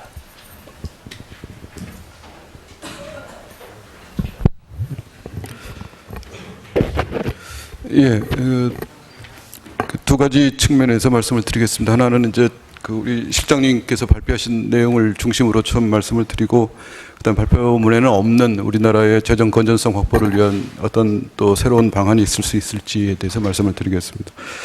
예, 전반적으로 일단 그 의무 지출을 저희가 관심 있게 봐야 되고 그 재정 어떤 그 증가율이라든가 이런 부분들을 지속적으로 관리해야 된다라는 것은 전적으로 누구나 다 동의하는 그런 얘기라고 생각을 합니다. 물론 방금 홍 당선자께서 이제 또 우리나라의 앞으로의 어떤 그 복지 국가를 지향하는 측면에서 의무 지출에 대한 또 새로운 시각을 또 말씀을 해주셨지만 전체적으로 우리나라의 재정 건전성이 중요하다라고 저는 생각을 합니다. 근데 이제 좀 더 구체적으로 이제 아마 실장님께서 발표하신 내용 중에 그걸 그러면 어떻게 이제 관리를 할 건가? 그 상당히 굉장히 중요한 부분 중에 하나가 그 의무 지출의 내용에 굉장히 상세한 내용을 이제 입법 과정을 통해서 이제 관리를 하자. 현재는 굉장히 많은 내용들이 이제 정부의 예산 과정, 시행령이라든가 시행 규칙이라든가 그리고 더 나아가서 정부의 예산 과정을 통해서 의무 지출의 규모가 결정이 되는데 이걸 좀 더 구체적으로 입법 과정에 그 법률에다가 규정을 함으로써 이걸 좀 더 이렇게 명확하게 하자라고 이제 말씀을 하셨습니다. 뭐 이 부분에 대해서 저는 뭐 원칙적으로 굉장히 이제 동의를 하는데요. 또 한편으로 보면 현재 저희 우리나라의 그 헌법 구조가 예산 편성의 측면에 대해서는 행정부에 위임을 하고 행정부가 담당을 하게 하고 있고 그 편성된 예산의 심의에 대해서는 이제 국회가 담당을 하도록 하고 있기 때문에 예를 들어서 이제 모든은 아니겠죠. 절반 정도 되는, 절반 이상 되는 우리나라의 모든 예산을 그 구체적인 내용을 예를 들어서 아주 그 가격이라든가 이런 구체적인 내용까지 법률에 만약 규정을 한다 그러면 재정 운영의 탄력성이라든가 경제 상황이나 여러 재정 상황의 변화에 민감하게 우리가 적절하게 대응할 수 있는 그런 또 여지가 좀 줄어들 수 있지 않을까 하는 생각이 듭니다. 그래서 저는 이제 좀 더 나눠서 생각을 해보면 우리 헌법이 규정하고 있는 그 헌법적 권리가 있습니다. 국민의 기본권이라든가 인간다운 삶을 살 권리라든가 이런 헌법이 명확하게 우리가 보장을 해야 된다고 하는 그런 권리에 대해서는 당연히 법률로 그 세세한 내용이 규정이 될 필요가 있다고 생각을 합니다. 다만 이제 그 내용이 우리가 이제 정부가 그런 방향을 위해서 노력을 해야 되는데 사실 그걸 아직 이제 기본권까지는 아직 그 기본권까지는 아니지만 정부가 그런 방향으로 노력을 해야 된다라고 하는 부분에 대해서는 우리나라의 어떤 재정 상황이나 현재 경제 상황 이런 것들을 고려해서 행정부와 입법부가 서로 협의해 가면서 그 구체적인 내용을 결정할 수도 있지 않을까 하는 생각이 듭니다. 또 한편 이제 만약 이걸 그 재정 건전성의 확보라는 관점에서 만약 이걸 법률로 이제 입법 사항으로 만약 규정을 하게 되면 실제 이제 현재 저희 그 국회의원들은 아무래도 이제 국민의 어떤 직접적인 대표이기 때문에 국민들의 요구에 좀 더 민감하게 되고 그래서 그 요구를 좀 더 받아들이는 그런 방향으로 결정이 이루어진다라고 저는 생각을 합니다. 그리고 이제 아까도 말씀을 드렸던 것처럼 구체적인 내용은 우리나라의 어떤 그 재정 상황, 경제 상황을 고려해서 결정할 필요가 있다, 탄력적으로 결정할 필요가 있다라고 생각을 합니다. 이제 좀 더 이제 좀 이렇게 그 발표문에는 나와 있지 않지만 제가 생각했을 때 중요하다고 생각하는 분야 중에 하나는요. 그러니까 저희 지금 의무 지출의 절반 이상이 이제 교부금입니다. 그러니까 이제 우리 발제문에도 이제 미국하고 비교를 했지만 미국엔 그 교부금이 없지 않습니까? 없는데 복지 지출만으로 그 60%, 56%, 60% 가까운 그 의무 지출이 있는데 우리 경우에는 교부금이 절반을 차지하고 있으면서 한 50% 가까이 되거든요. 그러니까 앞으로 이제 이 교부금 문제에 대해서도 굉장히 그 관심을 가져야 되지 않느냐. 물론 우리 과거의 역사를 보면 지방 교부세 그 법정 교부율이 이제 과거에 있다가 83 조치에 의해서 그 예산상으로 돌렸다가 다시 이제 이후에 현재 이 법정 교부율로 이제 전환이 됐는데요. 물론 제가 이거 법정 교부율을 다시 예산상으로 넘기자는 말씀은 아니고요. 예, 우리 지금 지방 재정의 전반적인 운영과 관련돼서 이 지방 교부세나 지방 교육재정 교부금을 어떻게 운영할 건지 여기에 대한 관심을 또 우리가 더 가져야 된다고 생각을 합니다. 그러니까 현재 지방재정의 구조는 굉장히 그 우리가 흔히 얘기하는 중앙 의존적인 재정 구조거든요. 굉장히 지방의 자주재원은 적으면서 중앙에서 지원하는 교부세라든가 국가 보조금이라든가 이런 것들을 가지고 굉장히 지방이 운영을 하고 있기 때문에 자기 자신이 부담하지 않는 지원에 의한 재원으로 운영을 하는 경우에 아무래도 재정의 방만한 운영이 이루어지기가 저는 쉽다고 생각을 합니다. 자기 부담이 아니고 남이 지원하는 돈이면 분명히 이 사업에 대한 진짜 자기 부담을 고려한 여러 가지 신중한 고려라기보다는 어차피 외부에서 지원하는 돈이기 때문에 많은 사업들이 굉장히 그 구체적인 내용을 따져보지도 않고 경제성이라든가 이런 부분을 좀 더 구체적인 분석 없이 시행되기 쉬운 그런 구조가 아닐까 생각을 합니다. 따라서 이제 지방재정의 문제에 있어서 가장 핵심은 결국 어떻게 하면 지방의 지출이 지역 주민들의 부담이라든가 이런 게 연계돼서 그 지방재정의 어떤 그 효율성을 제고할 수 있을지 여기에 이제 가장 초점이 되어야 되는데 그 핵심 내용 중에 하나가 지방교부세라고 생각을 합니다. 지방교부세와 지방세 간의 역할 분담을 어떻게 하고 뭐 이런 내용들이 굉장히 중요할 거고요. 현행과 같은 지방세를 가지고 지방의 어떤 그런 그 가격 기능이라든가 지역 주민들의 부담을 느끼는 그런 구조로 만들기 굉장히 어렵다고 생각을 하지만 동시에 지방교부세를 어떻게 하고 지방세를 어떻게 만들 건지에 대한 굉장한 그 저희가 숙고가 필요하다고 생각을 합니다. 물론 많은 경우에 현행의 어떤 이제 자주재원 비율이 부족하기 때문에 지방세를 확충하자 이런 내용들이 많은데 단순히 재원 확충이라는 측면보다는 지방의 어떤 자주재원을 늘려서 그걸 지역 주민들의 의사결정에 어떻게 하면 이런 그 지방재정 시스템이 반영될 수 있을지에 대한 생각을 같이 해야 된다고 생각을 합니다. 근데 이제 우리가 흔히 이제 지방세를 늘리고 지방교부세를 만약 줄인다, 총량이 이제 고정되어 있는 상태에서 줄인다고 하면 가장 문제 중에 하나는 지역 간의 이제 불균형입니다. 됩니다.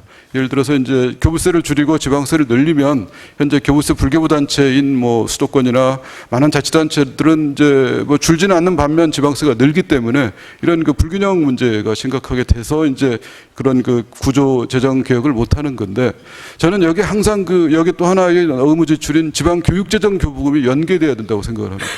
서울시 경우나 이런 수도권 경우에도 지방 교육재정 교부금은 상당한 크기를 받고 있거든요. 그래서 지방세를 만약 늘리고 교부세를 줄인다고 했을 때 그 연계성을, 쉬운 답은 지방 교육재정 교부금과 지방 교육세를 연계함으로써 굉장히 답이 있지 않을까. 현재는 양자가 워낙 분리되어 있기 때문에 어떤 그 합리적인 대안을 도출하는데 굉장히 어려움이 있다고 생각을 합니다.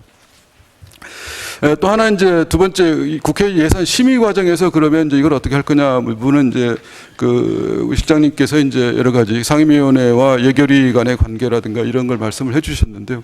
거기에 더 붙여서 저는 하나 또 이제 드리고 싶은 말씀은, 우리가 이제 행정부에서 이제 국가 중기재정 운용 계획을 편성을 해서 제출을 합니다. 근데 현재는 이제 그 제출이 되면 국회에서 물론 예결위나 이런 데서 보고 참고 사항으로 하고 있겠지만, 거기에 대한 어떤 그 명확한 기속성이라든가 그게 과연 어떻게 활용이 되는지, 여기에 대한 관심은 그렇게 상대적으로 적지 않는가 하는 생각을 하고 있습니다. 그래서 저는 만약 좀 더 강하게 나간다고 하면 행정부에서 제출된 국가 중기재정 운용 계획에 대한 그걸 국회에서 받아서 그걸 심의하고 좀 더 분석하고 심의를 해서 거기에 좀 더 기속성을 부여를 하고요. 그 기속성이라는 것이 단순히 행정부만이 아니고 상임위원회라든가 예결위라든가 국회 전체의 예산 심의 과정에서도 일정한 그 기속성을 줄 필요가 있지 않느냐. 그 중기재정 계획이 타당성을 갖고 있다고 하면 그걸 국회에서도 협의를 해서, 예를 들어서 이제 무슨 재정 총량이라든가 지출 총 규모라든가 뭐 재정 수지라든가 아니면 최소한 그 분야별, 주요 분야별 재정 그 총액 같은 것들은 어느 정도 기속성을 가지고 각 상임위원회도 기속을 함으로써 그 상임위원회가 신규 법안을 만들거나 또는 매년도 예산 심사를 할 때 뭔가 여기에 대한 이 총량에 대한 그런 그 고려를 할 수 있지 않을까 하는 생각이 듭니다. 마지막으로 제가 이제 하나 쓴 것은 이제 앞으로 이 의무 지출을 분석을 할 때 굉장히 과거의 어떤 추세만이 아니고 향후 10년 또는 특히 이제 우리나라의 의무 지출이 많은 분야가 복지 지출이기 때문에 이건 인구 구조의 변화라든가 이런 거하고 굉장히 밀접하게 연계가 되어 있습니다. 그래서 좀 더 장기적인 시각에서 향후 이거의 추세가 어떻게 돼야 될지를 분석하자고 했는데, 아마 이제 제가 받은 발제문이 좀 처음 초고여서 제가 이제 나중에 보니까 다시 이제 포함이 되어 있습니다. 그래서 다시 한번 그 중요성은 강조할 필요가 있지 않을까 생각을 합니다. 그래서 의무 지출의 어떤 이 분석에 있어서 좀 더 굉장히 중장기적인 시각을 반영을 할 필요가 있다. 우리 경우에 많은 OECD 국가들 경우에는 굉장히 장기 추계를 하고 있습니다. 30년, 50년 이상의 장기 추계를 하고 있는데, 우리 경우에도 최근에 이제 재정 통계를 개편하면서 장기 추계 방향으로 돌아가고 있는데, 이런 의무 지출 분석에 있어서도 뭔가 장기적인 시각에서 그런 추계라든가 향후 어떤 추세 같은 걸 분석할 필요가 있다라는 점을 강조드리고 싶습니다. 예, 감사합니다. 네, 감사합니다. 그러면 다음으로 KDI의 고영선 본부장님 부탁드리겠습니다. 네, KDI 고영선입니다. 제가 원 교수님 토론하신 거 보니까 제가 쓴 거하고 거의 똑같아가지고 거의 뭐 사족을 붙인 느낌이 듭니다. 그래서 제가 사족을 붙인 느낌이긴 하지만 그냥 준비한 거 그대로 하도록 하겠습니다. 먼저 의무 지출과 재정 지출의 구분이 재정 관리 측면에서 상당히 바람직하다는 것에 대해서는 저도 인식을 같이 하고 있습니다. 우리 예산분석실장께서 발표하신 내용을 보면 한 4가지 정도 시사점을 얻을 수 있는 것 같습니다. 첫 번째는 의무 지출이 총 지출의 45.3%에 달하는데, 이거는 미국보다는 낮은 비중입니다. 그렇지만 계속 증가하는 추세를 보고 있어서 2007년부터 2012년까지 보면 매년 GDP 대비로 전체 총 대비로 한 1%포인트씩 높아졌습니다. 그래서 이런 추세가 지속된다면 앞으로 한 10년 후에는 미국 수준에 근접할 것으로 이렇게 보입니다. 둘째, 의무 지출 가운데 가장 큰 비중을 차지하는 것은 교부금입니다. 전체 의무 지출의 48.3%에 달했습니다. 물론 이제 교부금 규모가 세입에 연동되어 있어서 재정 운영에 미치는 부담이 상대적으로 작다고는 할 수 있지만, 원칙적으로 재정의 신축성을 확보하기 위해서는 교부금을 줄여나가는 것이 바람직하다고 생각이 됩니다.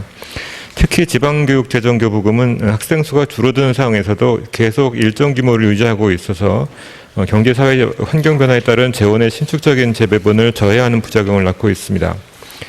지방교육재정교부금 제도의 개편이 필요하다고 생각이 됩니다. 근데 이 문제에 대해서도 지금까지 몇 번 논의가 있었지만 교육계에서 반발을 하는 상황인데 이런 신축적이지 못한 재원 배분은 바람직하다고 생각되지 않습니다. 예컨대 수도권 등 재정력이 충분한 자치단체에 대해서는 교부하지 않는 것이 하나의 방법일 수가 있습니다. 다시 말해서 일반 지방교부세의 경우와 마찬가지로 불교부 단체를 지정하는 것입니다. 그리고 일반 지방교부세에 대해서도 조의가 필요하다고 생각이 됩니다. 지방에서는 재정 자립도가 낮으므로 중앙에서 보다 많은 재원을 지방으로 배분해 주기를 원하고 있습니다. 그러나 이는 자치단체의 재정적 책임성을 더욱 약화시킬 것입니다.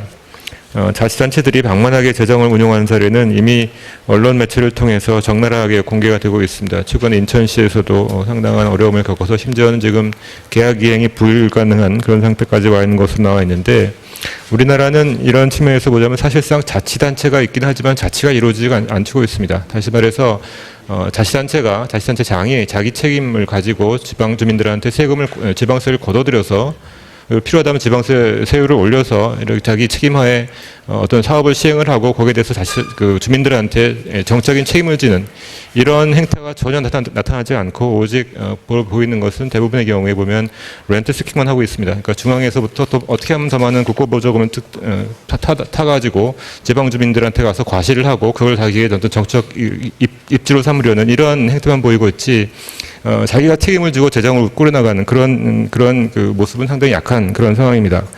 이렇게 되면 이제 그 다음 단계 나갈 것은 사실 이제 지방세를 훨씬 더 강화해야 되는 것인데, 이제 그렇기 때문에 경우에 이제 나오는 문제가 형평성 문제입니다. 하지만 이 문제는 본질적으로 양립할 수가 없는 문제라고 생각이 됩니다. 그러니까 지방 재정의 책임성과 지역 간 형평성이라는 것은 양립할 수가 없는 문제고, 지금의 우리나라의 상황을 보면 형평성보다는 책임성을 훨씬 더 강조해야 될 그런 시기라고 생각이 됩니다.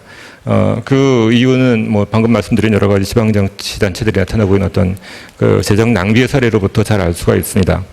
이런 면에서 볼 때 제가 생각할 때 좀 더 바람직한 것은 사실 지방교부세를 좀 줄여나가고, 뭐 줄여나가는 것이 불가능하다면 사실 지방교부세 그 산정 공식에 내재되어 있는 그 유인을 좀 바꿔줘야 됩니다. 그러니까 지금 같으면은 지방세를 더 많이 걷어봐야 그만큼 교부세가 줄어들기 때문에 사실 자치단체 입장에서는 열심히 지방세를 걷어들일 유인이 거의 없습니다. 이런 그 교부세 상정 공식을 바꿈으로써 규모 자체는 현재와 큰 차이가 없더라 하더라도 이 유인 구조를 바꿔주는 방향으로 나가야 될 것 같습니다. 최근에 이제 지방 소비세가 도입되어 있는데 이것 역시 거의 교부세랑 거의 같은 성격을 가지고 있습니다. 어떤 이 지방에 대해서 재정 책임성이라는 측면에서 유인을 전혀 제공하지 못하는 거의 저희가 볼 때는 교부세랑 똑같은 제도인 것 같습니다. 앞으로도 툭하면 이제 지방에서는 교부세 더 달라고 하거나 뭐 여러 가지 요구를 하지만 근본적으로 이 이미 탄력세율이라는 것을 가지고 있음에도 불구하고 전혀 사용하지 않습니다. 물론 부분적으로 사용하지만 그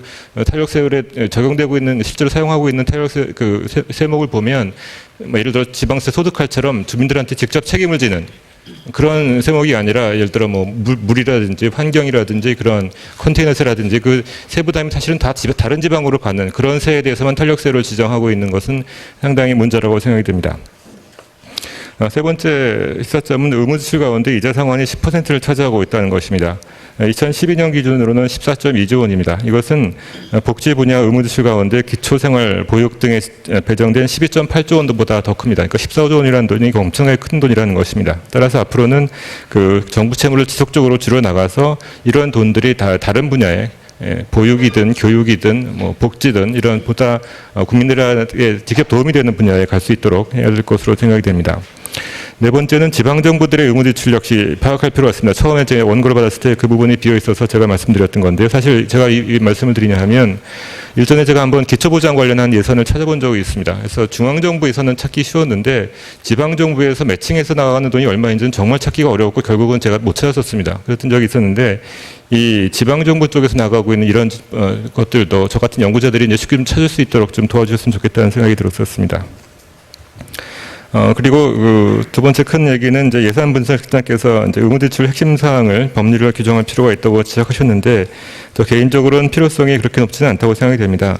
첫 번째는 의무지출을 파악해서 재정운영과 관련한 대책을 수립하는 것이 꼭 목적이라면 반드시 법률로 정하지 않더라도 뭐 법안 비용 그 법안 제안서라든지 그런 것에 포함을 시킨다면 이 추계가 가능하기 때문에 굳이 할 필요는 없다는 생각이 들고요.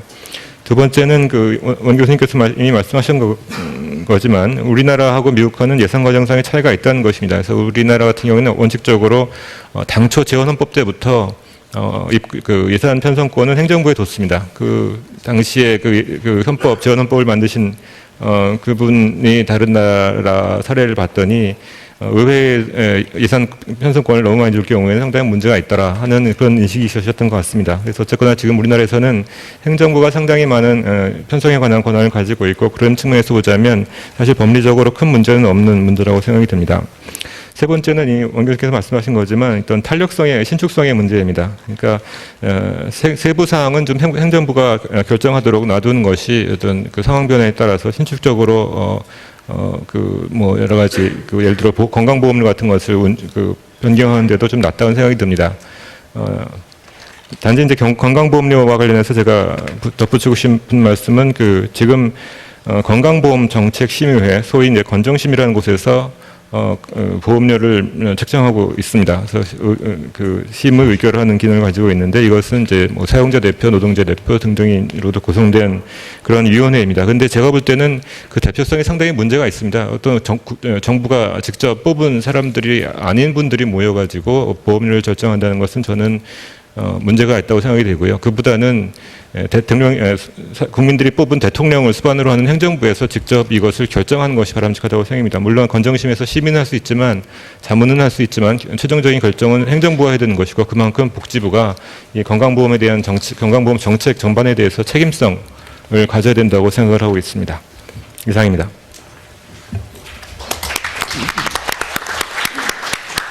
네, 감사합니다. 오래 기다리셨습니다. 기재부의 박문규 심의관님께 부탁을 드리겠습니다. 예, 안녕하십니까. 예, 소개받은 기획자정부의 박문규 총괄심의관입니다. 저희 시간 내에 이걸 끝내는 방법이 두 가지가 있는데 첫 번째는 입을 빨리 놀려가지고 말을 빨리 하는 방법이고 두 번째는 콘텐츠를 줄여야 되는데 하여간 뭐 그 시간이 되는 범위 내에서 최대한 노력을 한번 해보겠습니다. 먼저 그 발제자께서 발표해 주신 내용하고 또 이제 코멘트 주신 의견에 대해서 정부 입장에서 조금 설명이 필요한 사항을 먼저 설명을 드리고 그 이후에 그 의무지출 예산 관리제도와 관련된 말씀을 좀 드리도록 하겠습니다. 먼저 우리 파워포인트에는 안 나와 있습니다만은 김준선 실장님께서 이 책자에 적어주신 그 내용에 보고서 내용에 보면은 의무지출 정의상의 문제에 우발 채무라든지 차당금 등 같은 것, 자산이 대응된 채무 같은 경우는 굳이 의무지출 대상에 포함될 필요는 없지 않느냐 그런 의견을 주셨는데 요거는 조금 전에 홍종학 의원님도 말씀을 하셨습니다만은 의무지출에 좀 더 타이트한 관리를 위해서 굳이 제외할 필요는 없지 않나 하는 게 저희 생각이고요. 또 법 시행령 같은 게 이미 이제 규정이 되었기 때문에 물리 해석을 통해서 봐도 그냥 포함하는 게 괜찮지 않을까 하는 그런 생각입니다. 그리고 원윤희 학자님이나 뭐 고영선 박사님 다 말씀을 해주셨습니다만은 의무지출에 대한 대상이라든지 지급 비율이라든지 이런 것들이 다 이제 법률로 규정이 필요하다는 말씀에 대해서도 원칙적으로는 찬성을 합니다만은 이제 입법 기술적인 측면도 있다는 점을 말씀을 드리고 싶습니다. 특히 건보 요율이라든지 고보 요율 같은 경우는 요율을 정할 때 여러 가지 이익 단체라든지 노사, 뭐 시민 단체 굉장히 복잡한 절차를 통해서 이게 결정되는 것인 만큼 아마 법률에 처음부터 규정하기는 쉽지 않을 거라는 생각이 들고요. 그거는 법률의 성격에 따라서 또는 사안의 편의성이랄까 비율의 그것을 규정했을 때의 적용의 용이성이라든지 이런 걸 감안해서 판단하면 되지 않을까 생각이 됩니다. 그리고 또 신규 의무 지출의 경우에 전망을 5년에서 10년으로 확대할 필요가 있다라는 그 말씀에 대해서는 전적으로 공감을 하고요. 정부에서도 지금 5년짜리 중기 계획을 발표를 하고 있습니다만은 내년부터는 중기 계획 안에 2050년까지 약 50년간 40-50년간의 그 장기 추계를 포함을 해서 발표를 할 그런 계획으로 있기 때문에 이건 자동적으로 제시한 의견대로 될 거라는 말씀을 드리겠습니다. 또 홍 의원님께서 그 잠재적 부채에 대한 고려가 반드시 필요하다. 또 이것을 특별히 강조를 해주셨습니다. 저희도 공감을 하고요. 그 중에서 이제 그 BTL이라든지 국고채무 부담 행위 같은 경우는 이게 이제 뭐 완전히 관리 부재인 상태는 아니고요. 저희가 예산을 편성을 할 때 예산 총칙에 BTL 총액이라든지 국고채무 부담 행위의 전체 총액에 대해서는 국회의 승인을 받아서 그 총칙의 그 한도를 정하고 있다는 말씀을 드리겠습니다. 그리고 이제 고 박사님께서 그 교부세 교부금 같은 경우가 지금 의무 지출의 아주 제일 중요한 포션이기 때문에 축소가 필요하다. 그 논리 중에 하나가 특히 이제 교육 교부금 같은 경우는 지방 교육 교부금은 이제 저희들 알고 있는 교육청에서 쓰는 학교에 들어가는 돈인데 지금 초중고 학생 수가 점점 줄고 있습니다. 향후 5년간 저희가 추계를 해보니까 약 한 12% 내외로 초중고 대상 학생 수가 줄고 있습니다. 그런데 이제 이게 비율이 내국세 뭐 20.27% 이렇게 딱 픽스가 돼 있으니까 내국세는 경제가 성장하면서 자동적으로 이게 늘어나는데 그 비율이 수요는 학생 수가 줄어서 그 지출 수요는 줄고 있음에도 불구하고 비율이 픽스돼 있으니까 그 계속적으로 그 교부금으로 또는 교부세로 지출되는 액이 늘고 있다. 그래서 그 지출 수요와 지급되는 액수가 좀 이렇게 형평이 맞는 방식으로 어떤 방법이든지 그런 합리적인 방법을 좀 찾는 게 필요하지 않느냐라는 그 의견에 전적으로 동의를 한다는 말씀드리겠습니다. 그리고 저희 이제 예산을 편성을 하면서 뭐 여러 그 앞부분에서 말씀이 있겠었습니다만은 그 요구는 많고 재원은 한정돼 있고 그거를 이제 그 안에 담아야 되는 저희 재정 당국으로서는 여러 가지 고민을 많이 해야 됩니다. 저희가 단순히 그 재정의 건전성 그거 하나만 금과 옥조로 여겨서 재정의 건전성만을 목표로 하는 것은 아니고요. 저희 재정 당국에서도 필요한 곳에 할 일은 반드시 해야 된다. 근데 그런 지출을 담으면서도 또 재정 건전성을 유지해야 되기 때문에 재정 당국에 고민이 있다는 말씀을 드리겠고요. 그런 관점에서 볼 때 이제 의무지출 예산 관리제도 새로 이제 도입이 돼서 저희가 올해부터 중기 국가재정 운영 계획을 국회에 제출할 때 이제 의무지출을 구분해서 제출을 하도록 되어 있습니다만은 이런 제도는 그 우리 예산 제도를 보다 합리적으로 만들기 위한 중요한 여러 가지 수단 중에 하나가 될 거라는 말씀을 드리겠고요.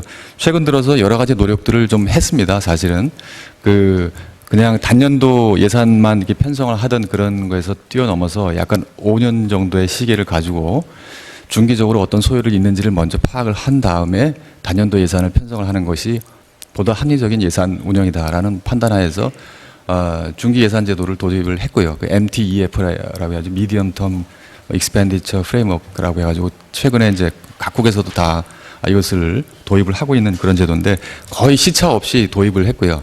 탑다운 예산 제도가 물론 이제 우리 안정범 의원님께서 지적을 해주셨습니다만 아직도 이제 부족한 게 많습니다. 그렇지만 하여간 이것은 좀 전략적으로 예산을 좀 편성을 해보자. 큰 분야별로 지출의 한도나 지출의 어떤 규모를 정하고 그 밑에 미세 조정 들어가는 거는 분야별로 그 안에서 처리할 수 있게. 그래서 예산의 쓰임새가 보다 전략적으로 운영돼야 된다는 그런 탑다운 예산 제도가 도입이 됐고 또 중요한 성과주의 예산 제도도 도입이 돼서 틀이 마련이 됐습니다. 특히 이제 재정사업 자율평가제도 같은 경우는 미국하고 저희하고 시차가 1년밖에 안 됩니다. 도입해서 운영되고 있는 게. 그렇게 최근에 도입돼서 운영되고 있는 여러 선진 제도를 저희가 도입을 해서 저희도 그런 좀 합리적으로 재정을 운영하는데 노력을 하고 있다는 말씀을 드리겠고요. 마지막으로 이제 예산 정보를 디지털화 해가지고 또 예산 회계 제도를 또 개선하는 노력을 하고 있습니다. 그래서 금년 이제 5월 말까지 결산에 대해서 발생주의 복식 부기로 결산을 해서 국회에 이제 제출을 하도록 돼 있고 이런 것들이 이제 다 뭉쳐지면 연구자분들도 그동안 좀 답답해하게 느꼈던 부분, 그리고 또 정책을 관련되시는 많은 분들이 조금 아쉬웠던 그런 부분들이 점차 개선이 되지 않을까 그렇게 생각이 됩니다. 그 의무지출 예산 관련해 가지고 마지막으로 조금 이제 저희가 생각하는 것을 말씀을 드리자면요, 그 의무지출 예산의 특징이 있습니다. 뭐 여러분도 말씀을 하셨지만 첫 번째는 이제 비가역성입니다. 한번 들어가면 뒤로 백업이 안 됩니다. 한번 반영이 되면 뭐 기초노령연금 같은 거가 도입이 됐는데 재정이 부족하니까 이거 좀 수혜 대상 범위를 줄인다든지 이걸 중단한다든지 이러기가 대단히 힘듭니다. 유럽이 지금 재정 위기를 맞고 있는데 여기저기 신문지상에서 데모를 하고 시위를 하고 하는 것들이 연금 지급을 축소한다든지 뭐 다른 복지 혜택을 축소함에 따라서 나오는 그런 마찰로 인해서 발생하는 그런 문제라는 점을 말씀드리겠고요. 또 한 가지 이제 우리나라의 특징적인 것이 의무지출 예산이 저희는 이제 지금 초기 단계에 있습니다. 국민연금이 지급이 본격화된 게 2008년도에 시작이 됐습니다. 아직 4년 차밖에 되지 않기 때문에 근본적으로 지출되는 액수가 적습니다. 근데 다만 이것이 해마다 이제 그 연금의 수급자가 늘어나기 때문에 지급 대상이 늘어나기 때문에 당연히 자동적으로 지출이 급격히 증가된다. 이제까지도 그 연금 같은 경우는 12% 정도 증가해 왔는데 앞으로 더 빠른 속도로 늘어날 전망이다. 그런 말씀드리고요. 그래서 그 의무지출이 지금 초기 단계에서 지금 급격히 늘어나고 있기 때문에 이런 지출에 대해서 신중히 의무지출 대상을 도입을 할 때 생각하지 않으면은 앞으로 그 관리하기가 점점 어려워진다. 그런 말씀을 좀 드리겠습니다. 또 하나 여러분들도 지적을 해주셨습니다만 재정의 경직성 문제입니다. 이것은 저희가 이제 그 발제자께서 그 의무지출의 비중이 46%라고 말씀을 해주셨는데 148조.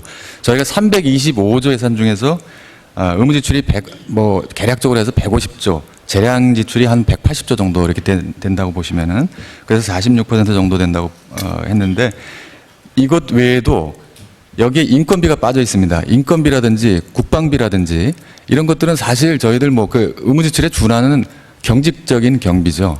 그래서 국방비만 해도 22조 연간 들어가고 인건비만 해도 한 30조 정도 들어간다. 이 50조를 합세하게 되면은 의무지출의 실제 경직적으로 운영되는 실제 그 예산의 비중은 약 200조 해가지고 61.5%까지. 그래서 실제로 이제 가용할 만한 돈이 점점 떨어지는 거죠. 이렇게 앞으로 어떤 재정이 적극적인 역할이 필요할 때 제대로 역할을 할 수 없는 그런 상황이 될 수도 있다. 그래서 이런 거에 대한 그 보다 체계적인 관리가 필요하다. 그런 말씀을 드리겠고요. 마지막으로 그 내년 상황을 조금 말씀을 드리자면요. 저희 이제 말씀드린 대로 325조 예산 중에서 내년에 만약에 5%를 예산을 늘린다. 그러면 한 16조 5천원입니다. 거기서 6%를 예산을 늘린다. 근데 예산의 총액으로 총지출을 1% 늘린다는 게 어마어마한 그 경제에 영향을 미치는 그 비율입니다. 1% 늘려봐야 3조 원입니다. 그래서 5% 할 때 16조 5천이고 6% 했을 때 19조 5천이 되는데 실제로 저희가 지금 소요를 뽑아보면 의무적 지출에서 내년도에 필수적으로 들어갈 소요만 19조 원 정도가 됩니다. 그러면 이제 내년 예산을 짤 때는 어떻게 해야 되냐? 대부분 다 의무 지출은 자동으로 증가한 거기 때문에 다 들어가고 나머지 이제 재량 지출에 해당되는 것은 예산의 증가가 없이 오히려 그 부분의 예산에 구조 조정을 해서 의무 지출 쪽으로 예산을 넘겨줘야 되는 그런 고충이 있다 하는 말씀을 드리고요. 저희가 재정 당국이 최대한 노력을 해서 구조 조정도 불필요한 사업도 조정하고 해서 필요한 곳에 반드시 지원을 하도록 그렇게 노력을 하겠습니다만은 오늘 같은 이런 모임 또 국회 예산정책처라든지 여러 가지 그 재정과 관련된 모든 분들이 지혜를 좀 주시면은 저희가 재정을 운영하는 데 도움이 더 될 것 같습니다. 네, 감사합니다. 예, 감사합니다. 다들 협조를 잘해 주셔서 아주 예정된 시간에 토론을 끝마쳤습니다. 저기 플로우에서 특별히 따로 질문이 들어온 건 없는 것 같습니다. 그러면 이제 김춘준 실장님께서 그 5분의 토론에 대해서 답변하는 시간을 갖도록 하겠습니다. 예, 감사합니다. 좋은 말씀 잘 들었고 오늘 그 저희 준비하는 그 과제에 상당히 도움이 될 거라고 생각합니다. 제가 한 3가지 정도만 답변 차원에서 말씀을 드리겠습니다. 먼저 안종범 의원님 말씀하신 상임위 예결위관 재구조화를 통해서 좀 의무지출 법안 심사를 상임에서 좀 재량을 가지고 해야 된다 말씀. 원윤희 학장님도 비슷한 취지의 말씀이십니다. 그래서 총량을 예결위에서 정하고 그 분야별 한도 내에서 상임위가 그걸 재량을 가지고 법안 심사를 한다. 저 동의하고 좋은 의견이라고 생각합니다. 다만 국가재정법이나 국회법 또 국회나 정부 간에 조정해야 될 그런 부분이 좀 많이 있는 것 같아서 그런 부분은 계속 저는 논의가 돼 주기를 이렇게 바랍니다. 또 홍정학 의원님 저희 발제가 의무지출 억제하기 위한 것이 주냐는 말씀이셨지만은 이 발제를 하는 취지는 저희가 이 연구를 해온 취지는 국민의 의무지출을 통해서 국민의 기초 생활권을 보장하고 또 재정의 예측 가능성 또 제고하고 또 무엇보다도 국회가 이 법률을 통해서 의무지출을 좀 효율적으로 관리를 했으면 하는 그런 취지에서 발제를 하게 됐고 저희가 주로 그런 방향을 가지고 있다는 점을 말씀드립니다. 또 원윤희 학장님하고 고영선 박사님, 박문규 교육자님 같이 말씀해 주셨는데 의무지출의 규모의 어떤 이런 좀 자세한 내용들을 법률에 담는 것은 정부의 편성권이나 경제 상황에 좀 탄력적 대응이 조금 어려워질 수 있다. 그 말씀 저도 이해를 하고 제가 얘기한 취지는 그 정도까지 강한 그런 얘기가 아니고 지출 규모 중에서 핵심적인 내용들이 있습니다. 예를 들면 기초노령연금법에서 단가를 법률에서 정하고 있습니다. 근데 지금 18개 법률이 우리나라 의무지출의 90% 정도를 차지하는데 많은 법률들이 그 단가나 주요 내용들에 대해서 그 법률에 담고 있기 때문에 지금 그렇지 않은 예를 들어 이제 기초생부법에 있는 부양의무자 기준 이제 시행령에 있는데 그런 부분에 예를 들어 거기에 그렇게 되어 있습니다. 부양의무자 기준에 최저생계비 합계액의 130% 미만. 근데 최저생계비는 정부가 고시로 정하는 거고 매년 변하는 거기 때문에 이런 거 법률에 담자는 얘기가 아니고 130%다. 이런 부분은 법률에 담는데 전혀 문제가 없다. 이렇게 봅니다. 그 130%라는 건 정책적인 판단이고 그것은 법률에 담아서 국회에서 논의되는 것이 우리 국민 생활권을 보장하고 지원하는 데 더 합리적이다 이렇게 봅니다. 또 산재보험료율이나 국민연금 보험료율도 전부 그 해당 법에 요율이 정해져 있습니다. 근데 이제 우리 건강보험료율이나 노인 장기요양 보험료율만 또 시행령에 돼 있고 또 이런 것들이 같은 법을 집행하고 제정하는 차원에서 보면 기준이 좀 안 맞는다. 이런 부분은 국회에서 정하는 것이 저는 여러 가지로 국민들이 직접 보기에도 그렇고 책임 있는 국민의 대표기관에서 좀 더 논의를 잘 할 수 있겠다. 이런 취지에서 그 말씀을 드렸습니다.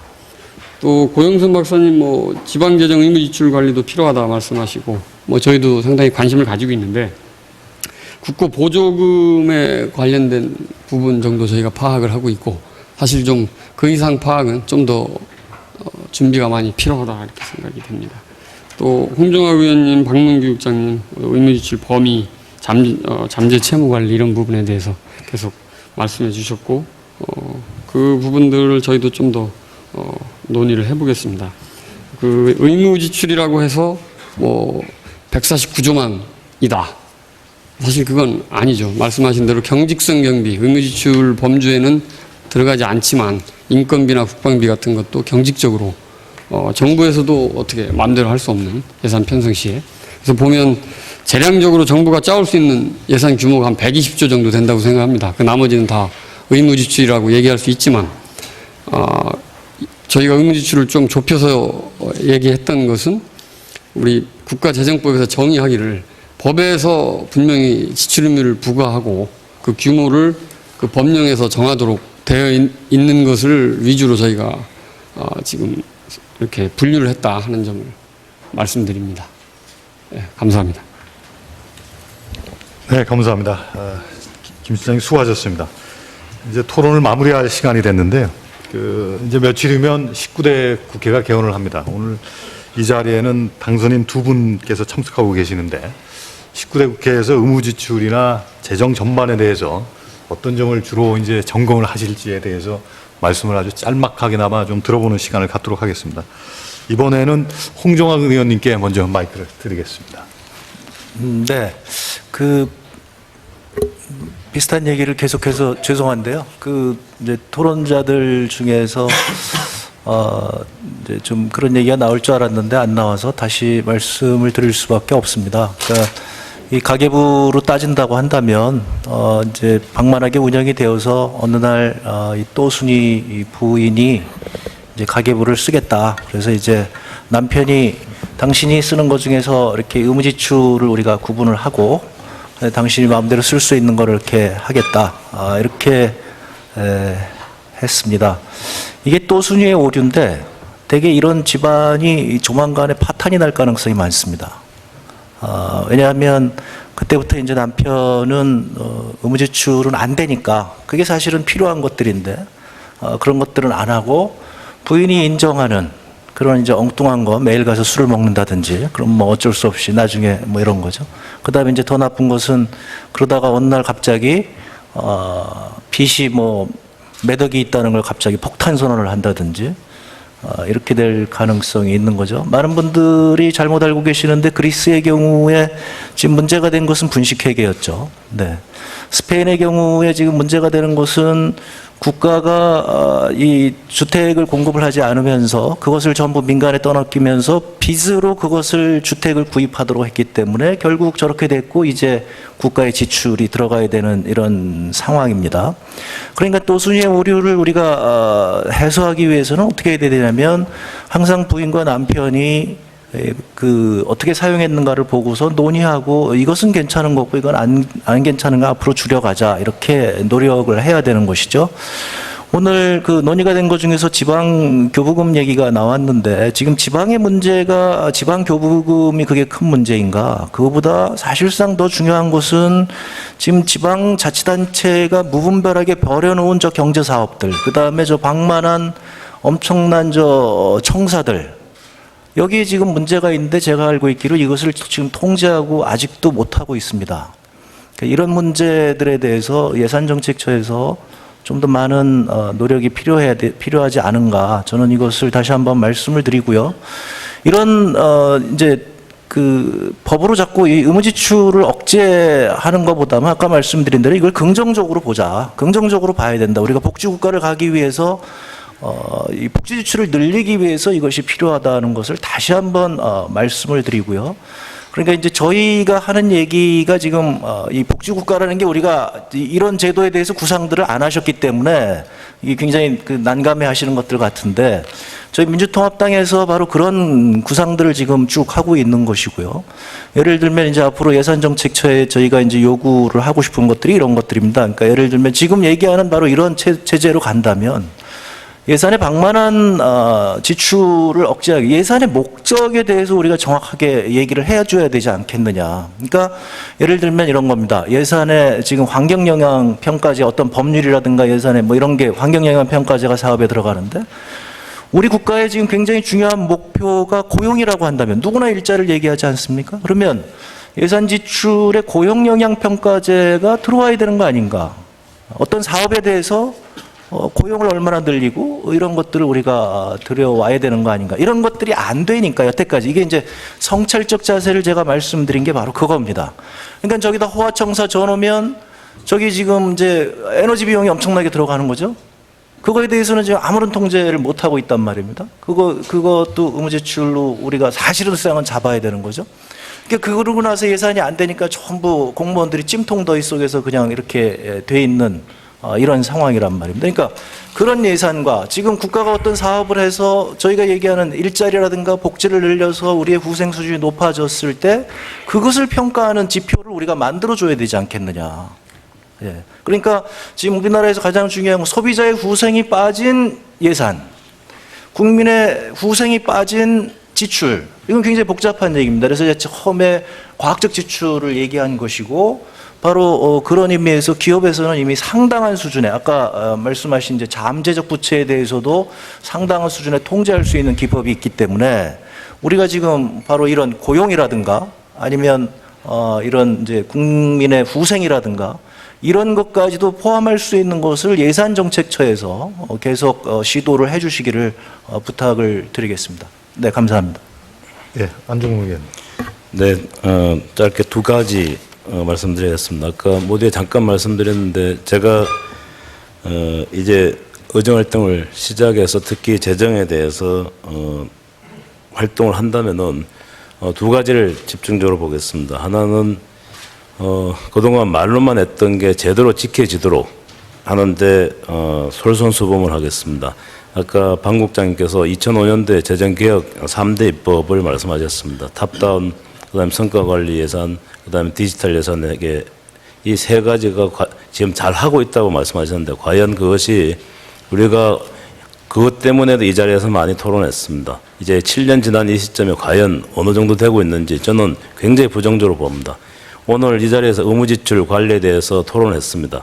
과연 그것이 앞으로 5년, 10년 후에 어떻게 되겠는가라고 했을 때 제가 의정활동을 얼마나 잘할지 몰라도 이 점에서는 과거와는 달리 의무지출 관리에 대해서는 철저하게 한번 해보겠다라는 생각을 가지고 그것을 위해서는 적어도 국민들이 모든 걸 알 수 있도록 모든 정보를 공개하고 공유하고 활용할 수 있도록 해야 된다고 생각을 합니다. 여전히 재정통계 정보는 취약합니다. 관심이 없습니다. 전문가 영역이라고 해서 그냥 내버려 둡니다. 그냥 아까 우리 홍 의원님 복지국가를 달성하기 위해서도 모든 국민이 알아야 됩니다. 사회보장 지출이 OECD 기준으로 어느 범주까지 하고 있는지, 주택을 우리가 포함해야 되는지 말아야 되는지, 퇴직금을 어떻게 해야 되는지 하는 모든 걸 국민들이 아는 상태에서 복지국가에 상응하는 나름대로 복지 지출의 어떤 규모가 나오는 거지 그냥 복지국가를 위해서 지출을 늘리자라고만 하기에는 우리 재정이라는 게 앞으로 여건이 굉장히 타이트해지기 때문에 진정한 복지국가를 위해서도 저는 이 재정 정보에 대해서는 철저하게 공개를 하고 공유를 하고 국민들이 알 수 있도록 하고 자주 이야기하도록 해야 되겠다라고 하는 생각을 가지고 오늘 이 자리가 그냥 한번 거쳐가는 자리가 아니고 시작하는 입장에서 계속적으로 이 논의가 이루어졌으면 좋겠다. 꼭 국민들이 계속적으로 모니터할 수 있도록 하는 나름대로 했던 이 시스템이 구축이 돼야 되겠다 하는 생각을 가져봤습니다. 감사합니다. 네, 감사합니다. 오늘 의무지출이라는 일반 국민들이 들으시기에는 다소 생소한 주제를 갖고 토론을 벌였는데요.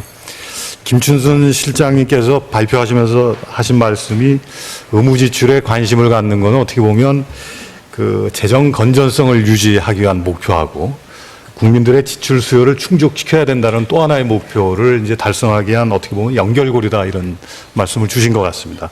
사실 어떻게 보면 쉽지 않은 과제지만 재정 건전성 유지라는 거하고 국민들의 지출 수요 충족이라는 이 두 마리 토끼를 어쩔 수 없이 동시에 잡아야 되는 거고 그러기 위해서는 우리가 의무지출에 대해서 아주 현명하게 대처를 해야 된다라는 게 아마 오늘 그 정책 포럼에서 저희가 그 합의를 본 그런 내용이 아닐까 생각을 합니다.